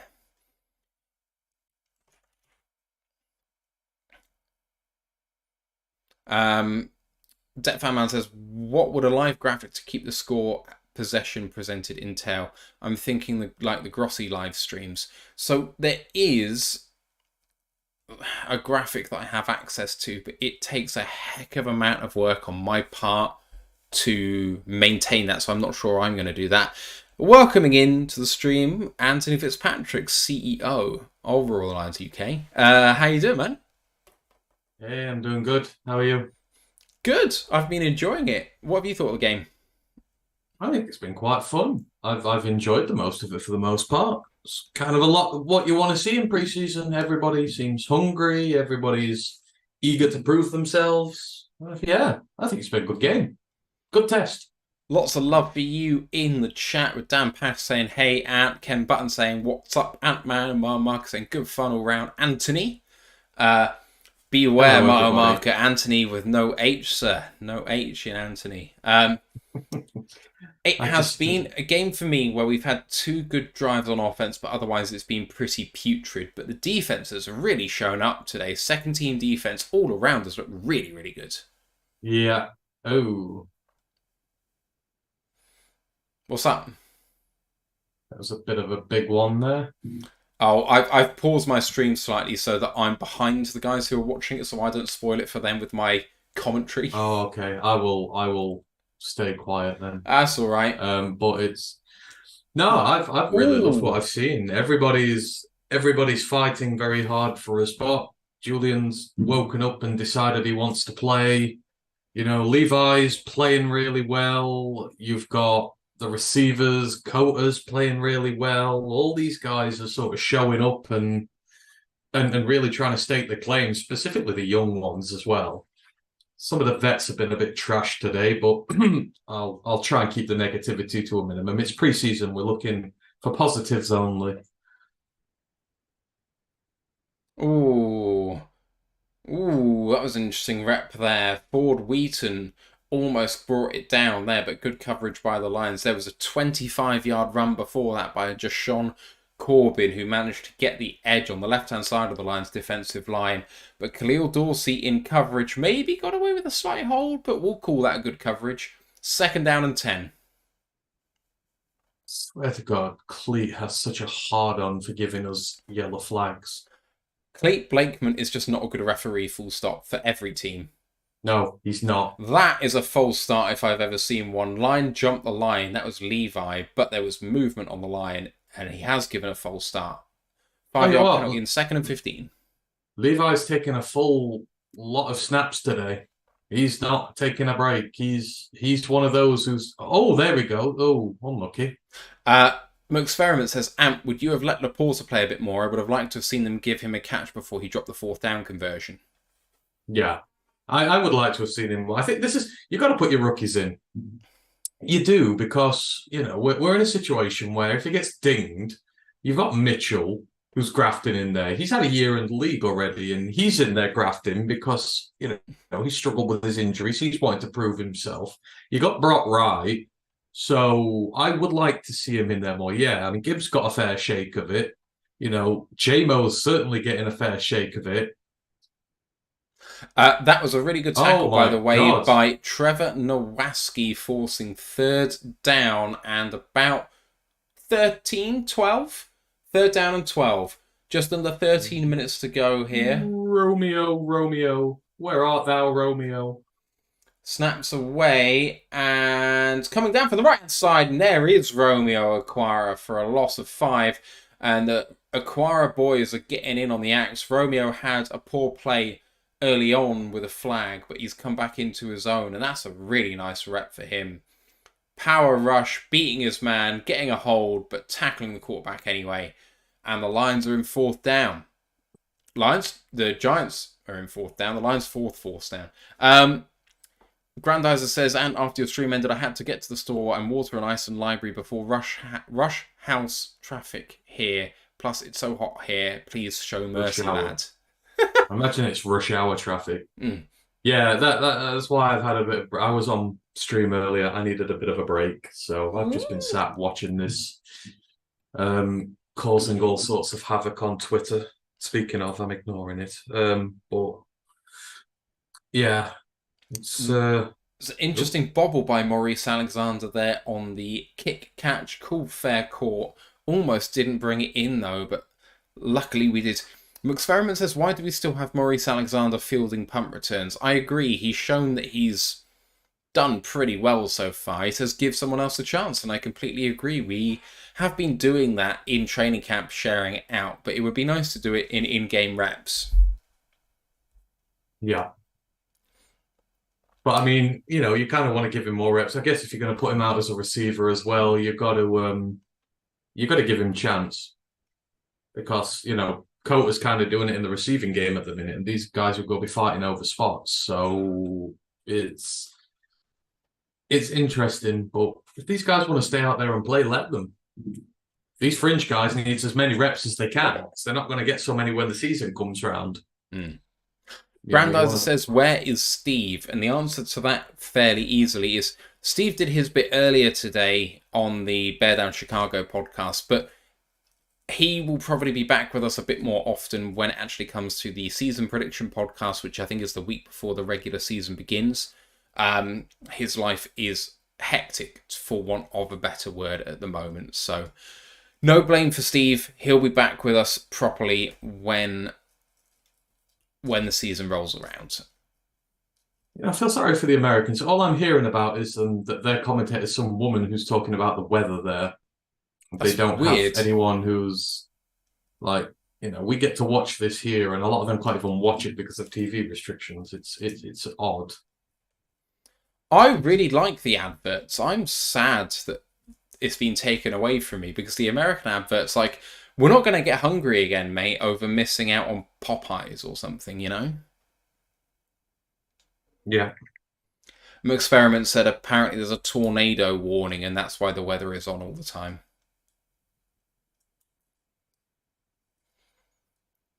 Alright, people, we are into the latter part of this game now. Jeff Hurley also says that too, some nonsense about a tornado. And Ken Button says, Americans are for some reason enjoying talking about the weather. I mean, you are preaching to the choir here. The British talk about the weather as a pastime. So the prerequisite for being British. If you ever want to test whether someone's British or not, ask them about the weather. Then you'll discover the imposters. Martinez play action, throws, and it's caught, but they should have dropped it. Loses 2 yards there on the catch by Daniel Helm. Martinez under pressure as soon as he went for the play action pass there, and I think that'll be 2nd down and 12. Michael Lucci said he's missed the last 2 quarters. Who's been impressive? Ant, who do you like? The last 2 what, sorry? Quarters of the game. Chase Cota. I think Cota's been really great. I mean, I've seen him making plays in the receiving game. I've seen him on screens, throwing out blocks. He's been getting very aggressive, very physical.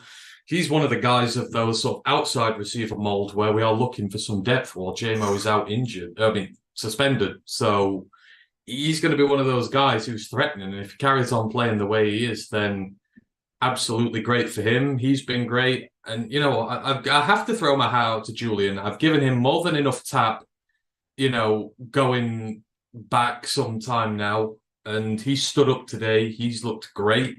The pass rushing's been really good. It's, as always with him, it's consistency. Is he going to come back and do it next week? Is he going to take a knock? Need to see it more consistently. But as of tonight, he's been really damn good. Pete Blakeman, on the other hand, is no, I can't say that on air, but he's not been playing well. He's not been reffing well. So there was a quick throw there to Maurice Alexander, which Alexander dropped, which was unfortunate because it was a good ball by Martinez. And then we just had a wide receiver screen pass with an illegible man downfield. That play has been declined. And so the Giants are going to take third down? Or was that third down? I think that might have been third down. Yeah, 4th and 4 for the Lions. Obina Eze was the man downfield and should not have been, which is unfortunate because the pass was really quick. But you know what? At this point, I would be quite happy just to take Adrian Martinez and fire Sudfeld's ass out of a cannon and be done with him. Martinez's arm, though, he hasn't got any strength in it. Even the smaller kicks, smaller throws, he's looking like he's struggling. At least he can throw it on target to a blue shirt. Fox with the punt, directional to the right-hand side. Oh, and a good take by the Giants. Running catch by the receiver. Line almost got there first.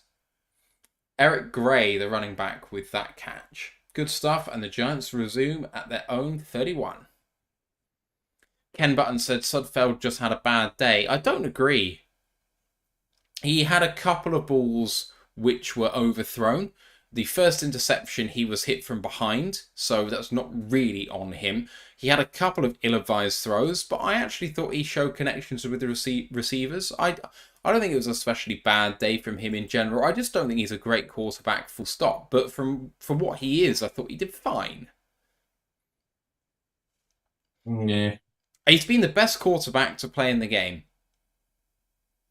I mean, that's kind of like comparing which of the 7 plagues was the most pleasurable. Oh, definitely the locusts. I don't know. I mean, we should really have Ash back in this conversation if we're going to talk classics. Yeah, true. But, it kind of is. It's a very, very low threshold.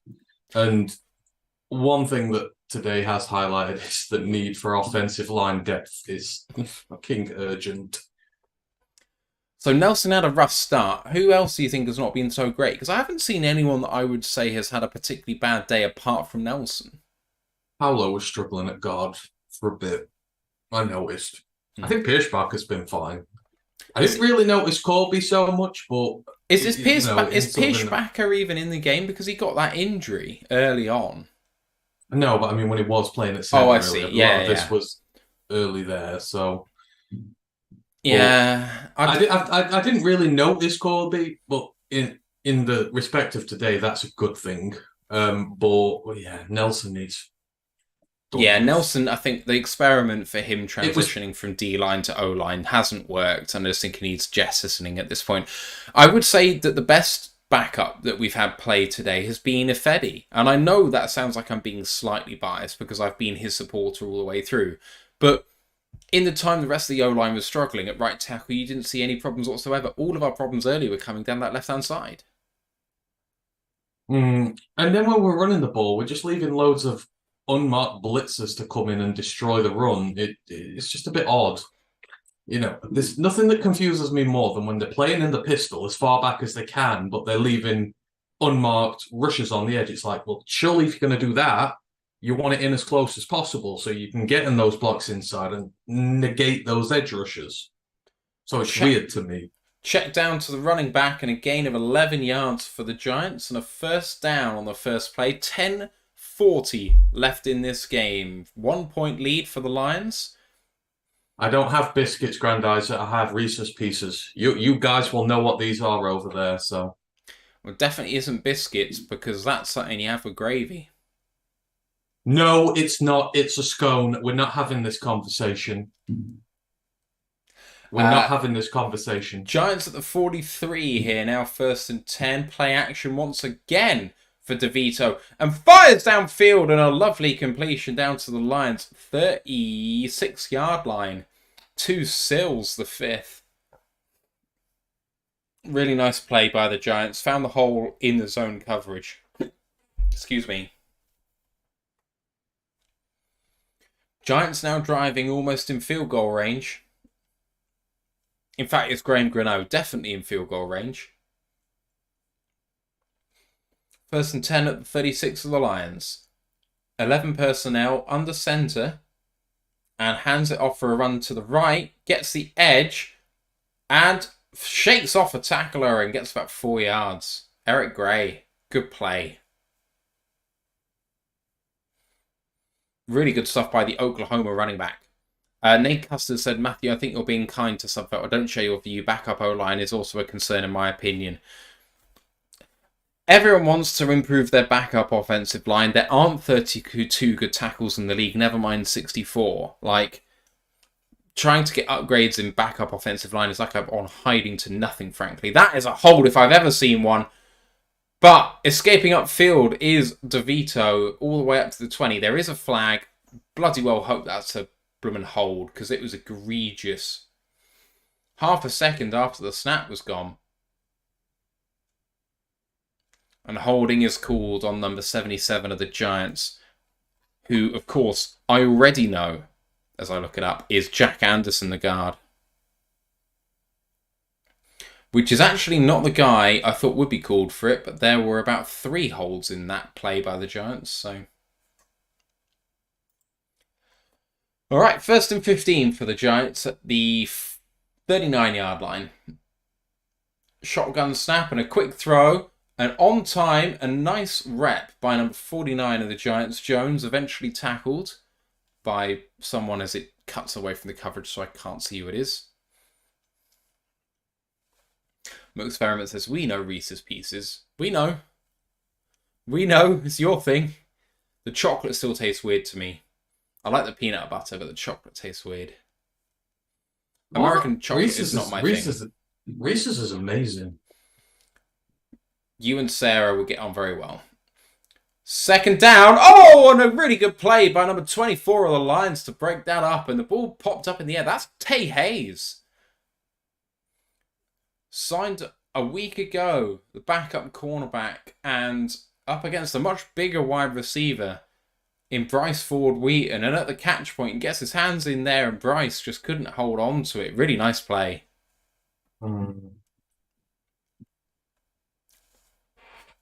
He now has to rush off the field as the substitution's made late. 4th and 3, and Graham Gano lines up to put the Giants back in front. Snap is good, hold is good, and the kick is through the middle. Giants lead by 2 with 7:59 to go.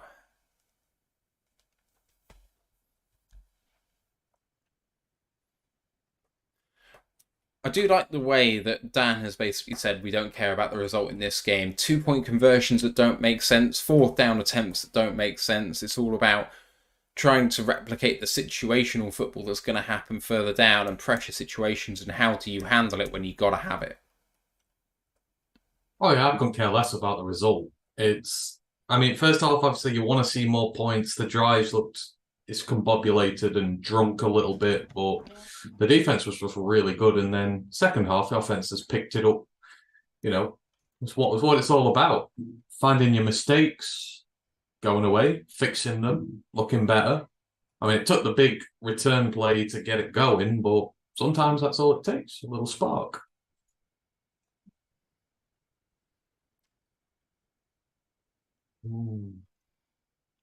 Whoa! Trying to find James Houston's defensive stats, but I can't see them. You get your ass a flag on that play. Houston's defensive stats are not on ESPN, which is a bit annoying. Here's the return by Detroit. And oh! That is a arm around the neck of the returner, who is number 30 for the Lions. And that's fucking dangerous. We all know that number 30 is Divine Olzigbo, who's had a really good day, actually, for the Lions. He's looked steady. Flag on the play. Personal foul, face mask on the defense. Deserved. Is it face mask? Yeah. Yes, it is. Ooh, pulled his head. Yikes. To answer the question in the chat, James Houston has definitely played. I think he's had at least a pressure or two. I thought he had a sack, but it doesn't show up on the stat sheet at the moment. Hutchinson and Charles Harris have both not had a rep today.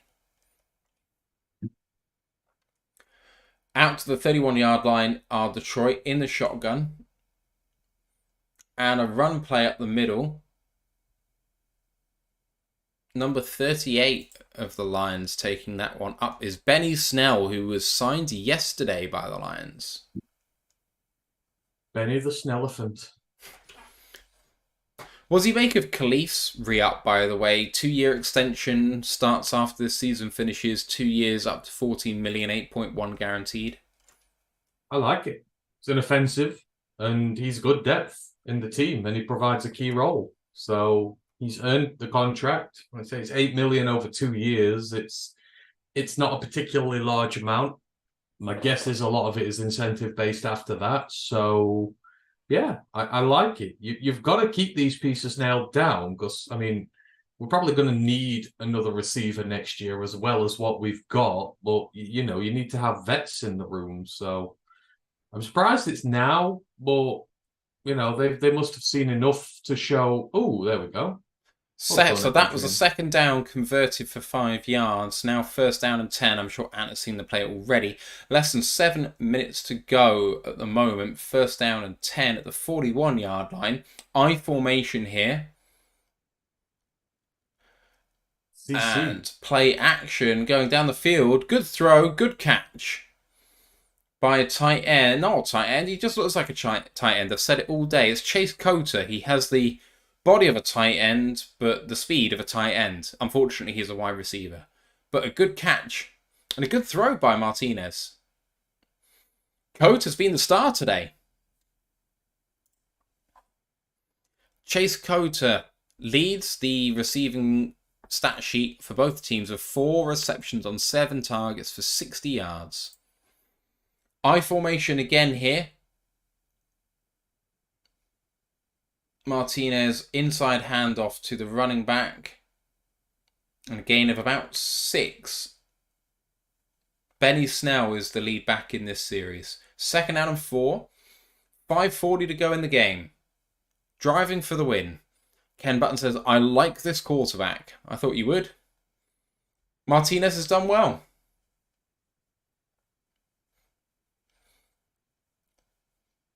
You can see Parker Romo getting ready for a potential go-ahead field goal at the Giants 37. I've been able to make my Romo cop tweet now so I can die happy. Lovely quick pass to number 29, who is Trey Quinn. Yeah, TQ, Trey Quinn. TK's gone, we've got TQ now. Really nice quick pass to the outside.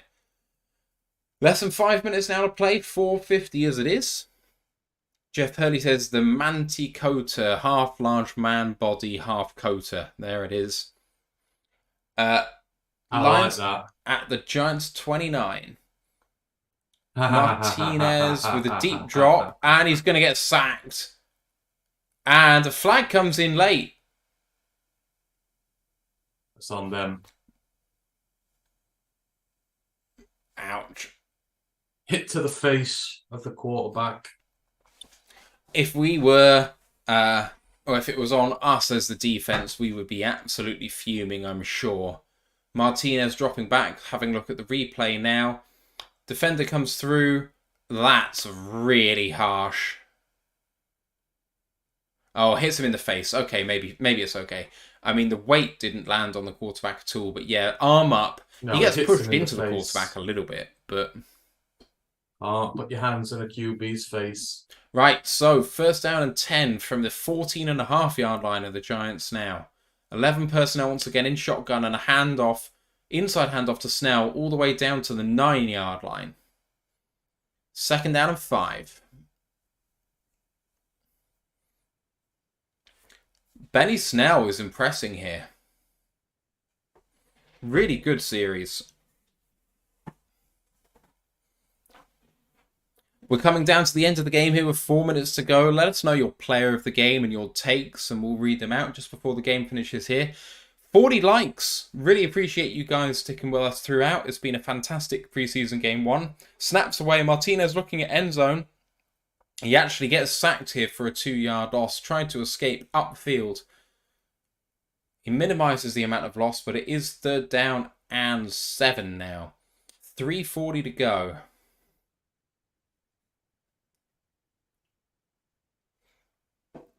Grandizer says, Benny Snell was so hyped in his draft class, such a good college career. What happened to him? He was considered to be starter material. Hopes he does well for the Lions. Got buried in the depth chart at Pittsburgh, didn't he? He got buried on a team that couldn't run the football to save their lives.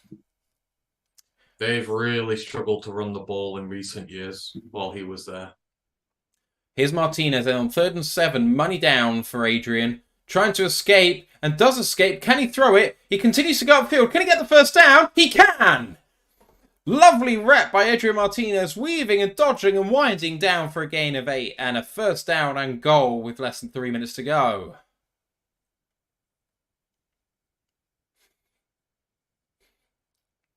Again, as always, if you've got suggestions on how to improve the pod, we'd love to hear them. Comment down below or on the feedback form in the description. And as always, we are monetized on both YouTube and Twitch and have a tip jar in the description on YouTube. So if you want to show some love, everything is much appreciated. Just like Harley Quinn did earlier on the stream with a super chat of $20. And appreciate you, Harley. This is a run up the middle. And big hit by the Giants and caught a half a yard shy. 2nd down and inches.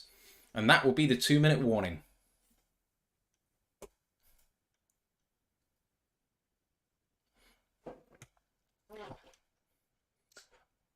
Ash was struggling to find a reliable stream, and I was kind of thinking about the fact that, like, I wish they did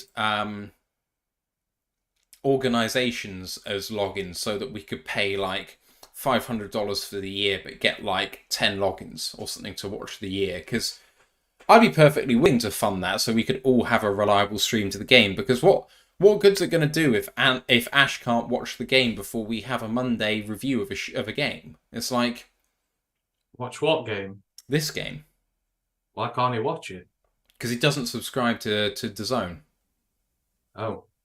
Much like Ryan doesn't. Well, fair. Super chats coming in. Appreciate you guys. Andrew Smith, $5. Thank you very much, sir. And a super sticker from Ken Button for $5 as well. You guys are the absolute best. Thank you very much. If you want to shout out or say anything, you guys, with those chats, please feel free to do so and we'll read it out. Ken Stouter says, a live stream of the game in between the two of you would be swell, lol. In between the two? I don't understand. Anyway, do you both recall the Benny Snell saying at Kentucky, what's that smell? I don't recall it personally. Mediocrity in the Kentucky program, probably. There we go. Andrew Smith says, just keep up the great work, boys. Appreciate you, man. Thank you.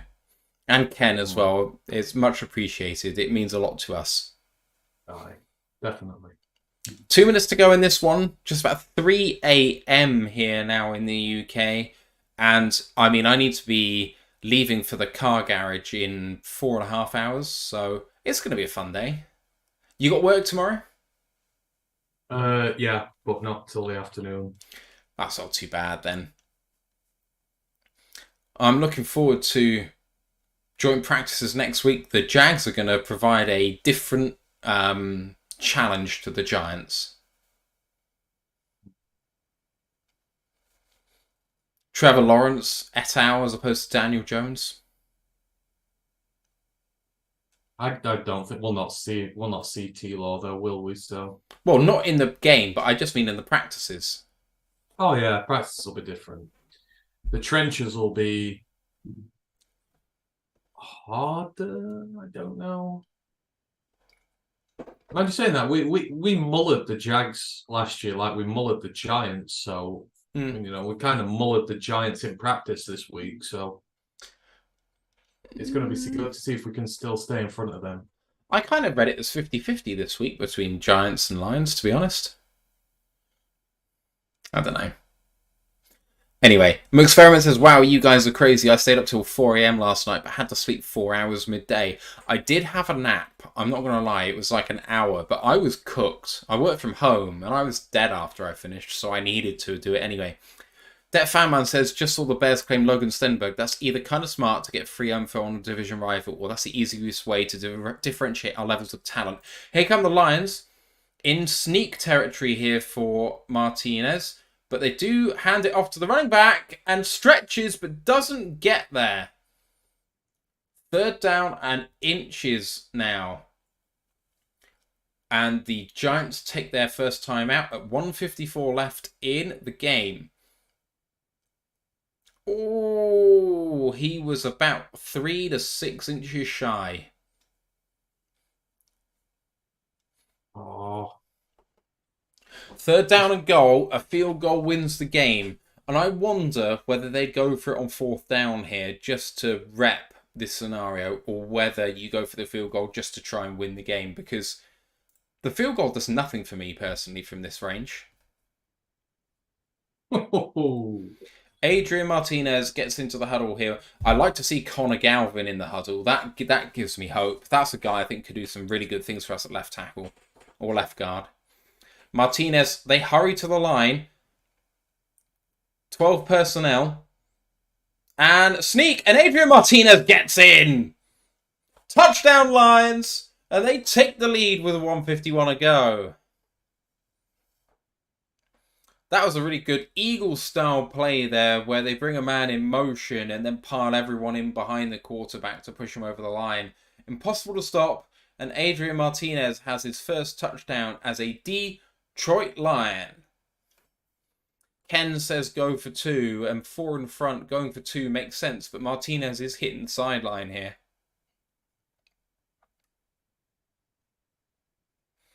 It wasn't even. It was. The guys came in late. Snell and the wide receiver came in late. Martinez isn't staying out there for 2. I'm surprised. The analytics would say go for 2, and Parker Romo squeezes it in on the right-hand side of the post. It is good, and it's a 5-point game. 21-16, 1:51 left.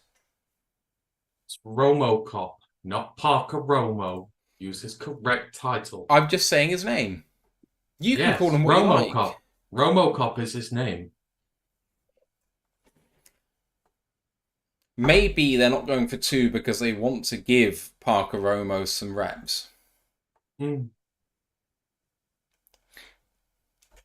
Lions Fight Song is playing at the moment. I think it's slightly premature with the Giants coming out driving for the win. I will say that Martinez has done himself all the favours in the world in that drive, and Sudfeld potentially has taken a small step back.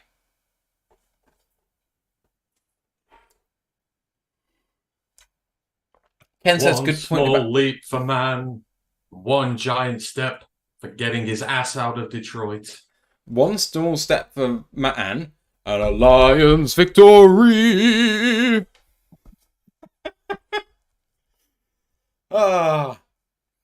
Kick is away and received at about the 7 and all the way up to the 25-yard line. Good tackle by the Lions. 1:46 left in this one. Ken doesn't like the Lions Fight Song, apparently. And Tim's Maniac Sports says, sing it. And Mike the Marine's just laughing in there. I can't sing, but the key point is, I don't care. I'm going to do it anyway.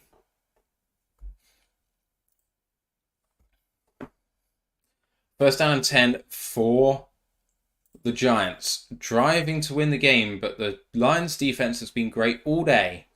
And they are showing pressure with 6 on the line here. bringing 4. Trying to escape left, and then a good throw. Gain of 11, 12, and getting out of bounds as Khalil Pimpleton, formerly of the Lions, and Hard Knock superstar. First down and 10, and a stopped clock for the Giants. 1:38 left in this one. Defense needs to step up here, but a field goal is no good for the Giants. They need a touchdown. And apart from when the Lions have turned the ball over on an interception, they have not looked like threatening that today. Snap is away. 2-step drop coming forward. Almost got sacked. And almost got sacked again. And then goes down. Oh, and there's an injury for the Lions there. That looks not so great. Oh, he's getting up. And he's walking it off. That's good. That's good. That was number 57, who is Anthony Pittman. And they're in hurry up. 1:15 left. 2 timeouts left for the Giants. Oh, good timing on the snap there. And running, and a poor throw. Didn't have the laces. Through towards Bryce Ford Wheaton and DeVito. Just, it didn't come out right. I didn't like that. Grandizer said, I know Matthew said you have other better content creators to listen to. May I correct? He said, we have other variety content creators to listen to. However, Rural Alliance UK hold their own against those with more subs. Thank you, man. Quality and quantity right here. Appreciate you. Good Lord. 3rd and 8 for the Giants here. Big rep. 1:05 left. At their own 39. In shotgun, takes the snap, 2-step drop, and a lovely sack! Is it Julian again? It is Julian again! Beats the right tackle, ends up, and finishes with a plum. Julian Aquara staking his claim for a spot on the 53. With sack number 3. And 4th and 15, the Giants have to go here with only 2 timeouts. If they kick the ball away, they'd only have very little time left on the ball if they punted. Ken Button says, I like how these British folk know American football better than most of the Americans. Appreciate you, man. When you love a sport and you watch it more than you should, you learn it quickly. Brent said the moment didn't seem too big for Martinez, unlike Sudfeld. And I've got to agree. Sudfeld didn't seem composed, but Martinez did. 4th and 15, and the Giants' offense remains on the field in a need-to-have-it situation on their own 32.5-yard line. They need 15. Takes a snap. And Aquara got there again. That's a big throw, a heave, and picked. Kirby. I didn't think Kirby... Is that No, Kirby? it's number 40. Number 40 for the Lions. And with the pick to end the game is safety Brandon Joseph. Oh, it's Brandon. Brandon Joseph, an air ball by the Giants quarterback Tommy DeVito. He was under big pressure from Julian Aquara, who had hands on him but didn't quite get there. Number 90 for the Lions also got there too, who, as we're all aware, is Corey Durden.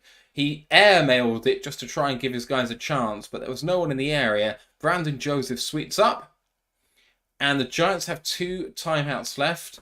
It means that if the Lions kneel down and kick the ball away, the Giants will get the ball back with about 20 seconds to go. So, the Lions, 11 seconds to go, plus time to run the plays. Maybe this is ball game, not sure. No, there's only 1 timeout for the Giants. This is ball game. Kneel downs will do it. And they are kneeling down. That is ball game, Ant.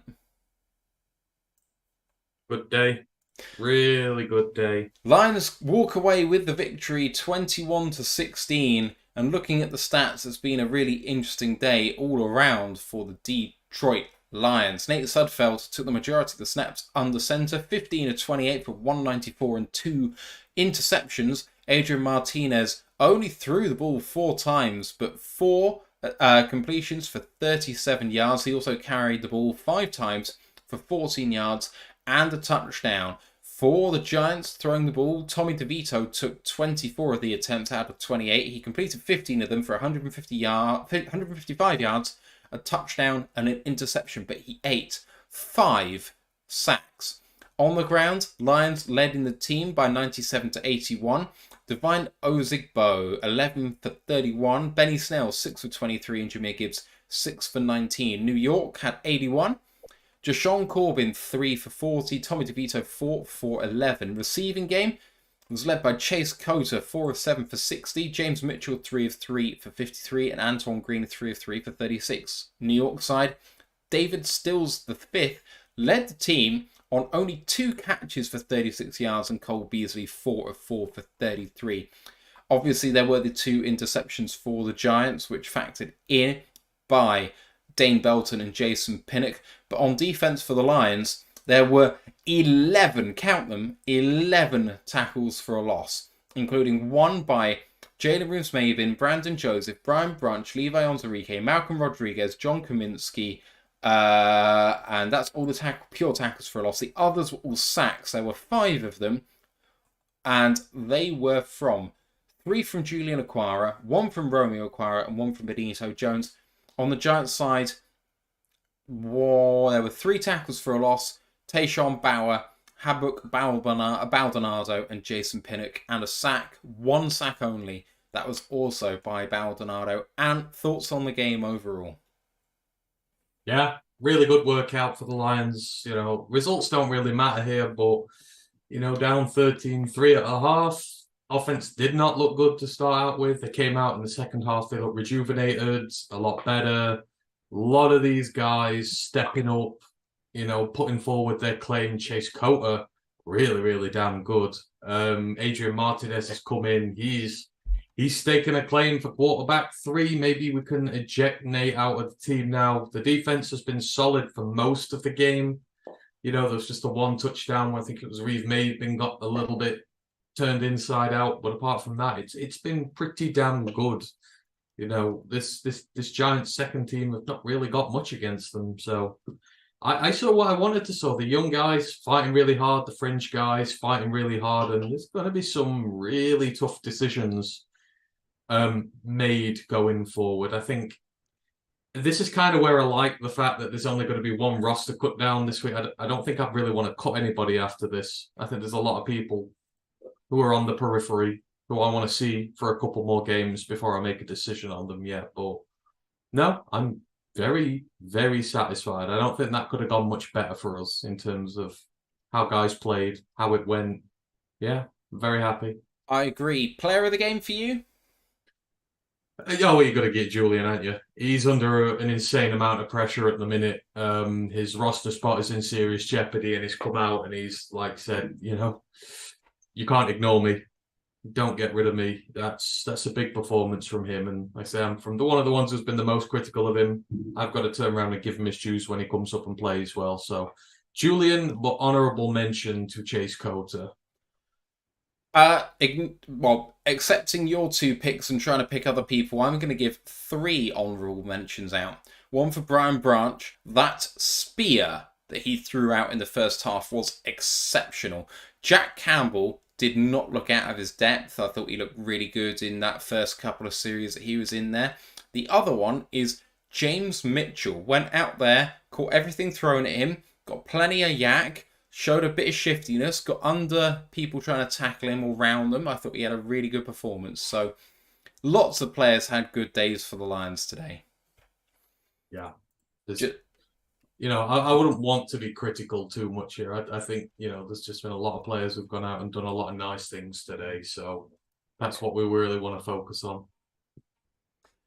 All right, people, we're going to end it there as it's almost 3:15 in the morning. Our next show is going to be the review show of this, as well as looking at pre-season joint practice week 1. So you'll need to join us on Monday for the breakdown of all of that, as well as the recap of all of the press conferences. And of course, they'll be able to talk about this as well. Derek actually finishing off just saying, what about JMO with the drops? 1 big drop early on from a really nicely thrown ball by Sudfeld. I mean, it was his best throw of the day, I think, deep in stride to JMO, and he couldn't come down with it. But then the 2-point conversion with 1 hand in close quarters, which isn't his forte, I thought was really good. I mean, up and down. This is what practice is for. This is where you get the drops out your system. Let's not forget, he's not taken that many snaps on an NFL field. So, you know, he's going to get the yips here and there. He's going to have issues. And, you know, this is why you work it out. He looked a lot better today. He was putting blocks in. He was running routes well. He was getting involved. And he took a really damn good catch. He did. Had a few catches. He had a few good catches in this one. So I'm not overly concerned. This is what preseason's for. Get it out the system, get it on tape so you can fix it and off you go.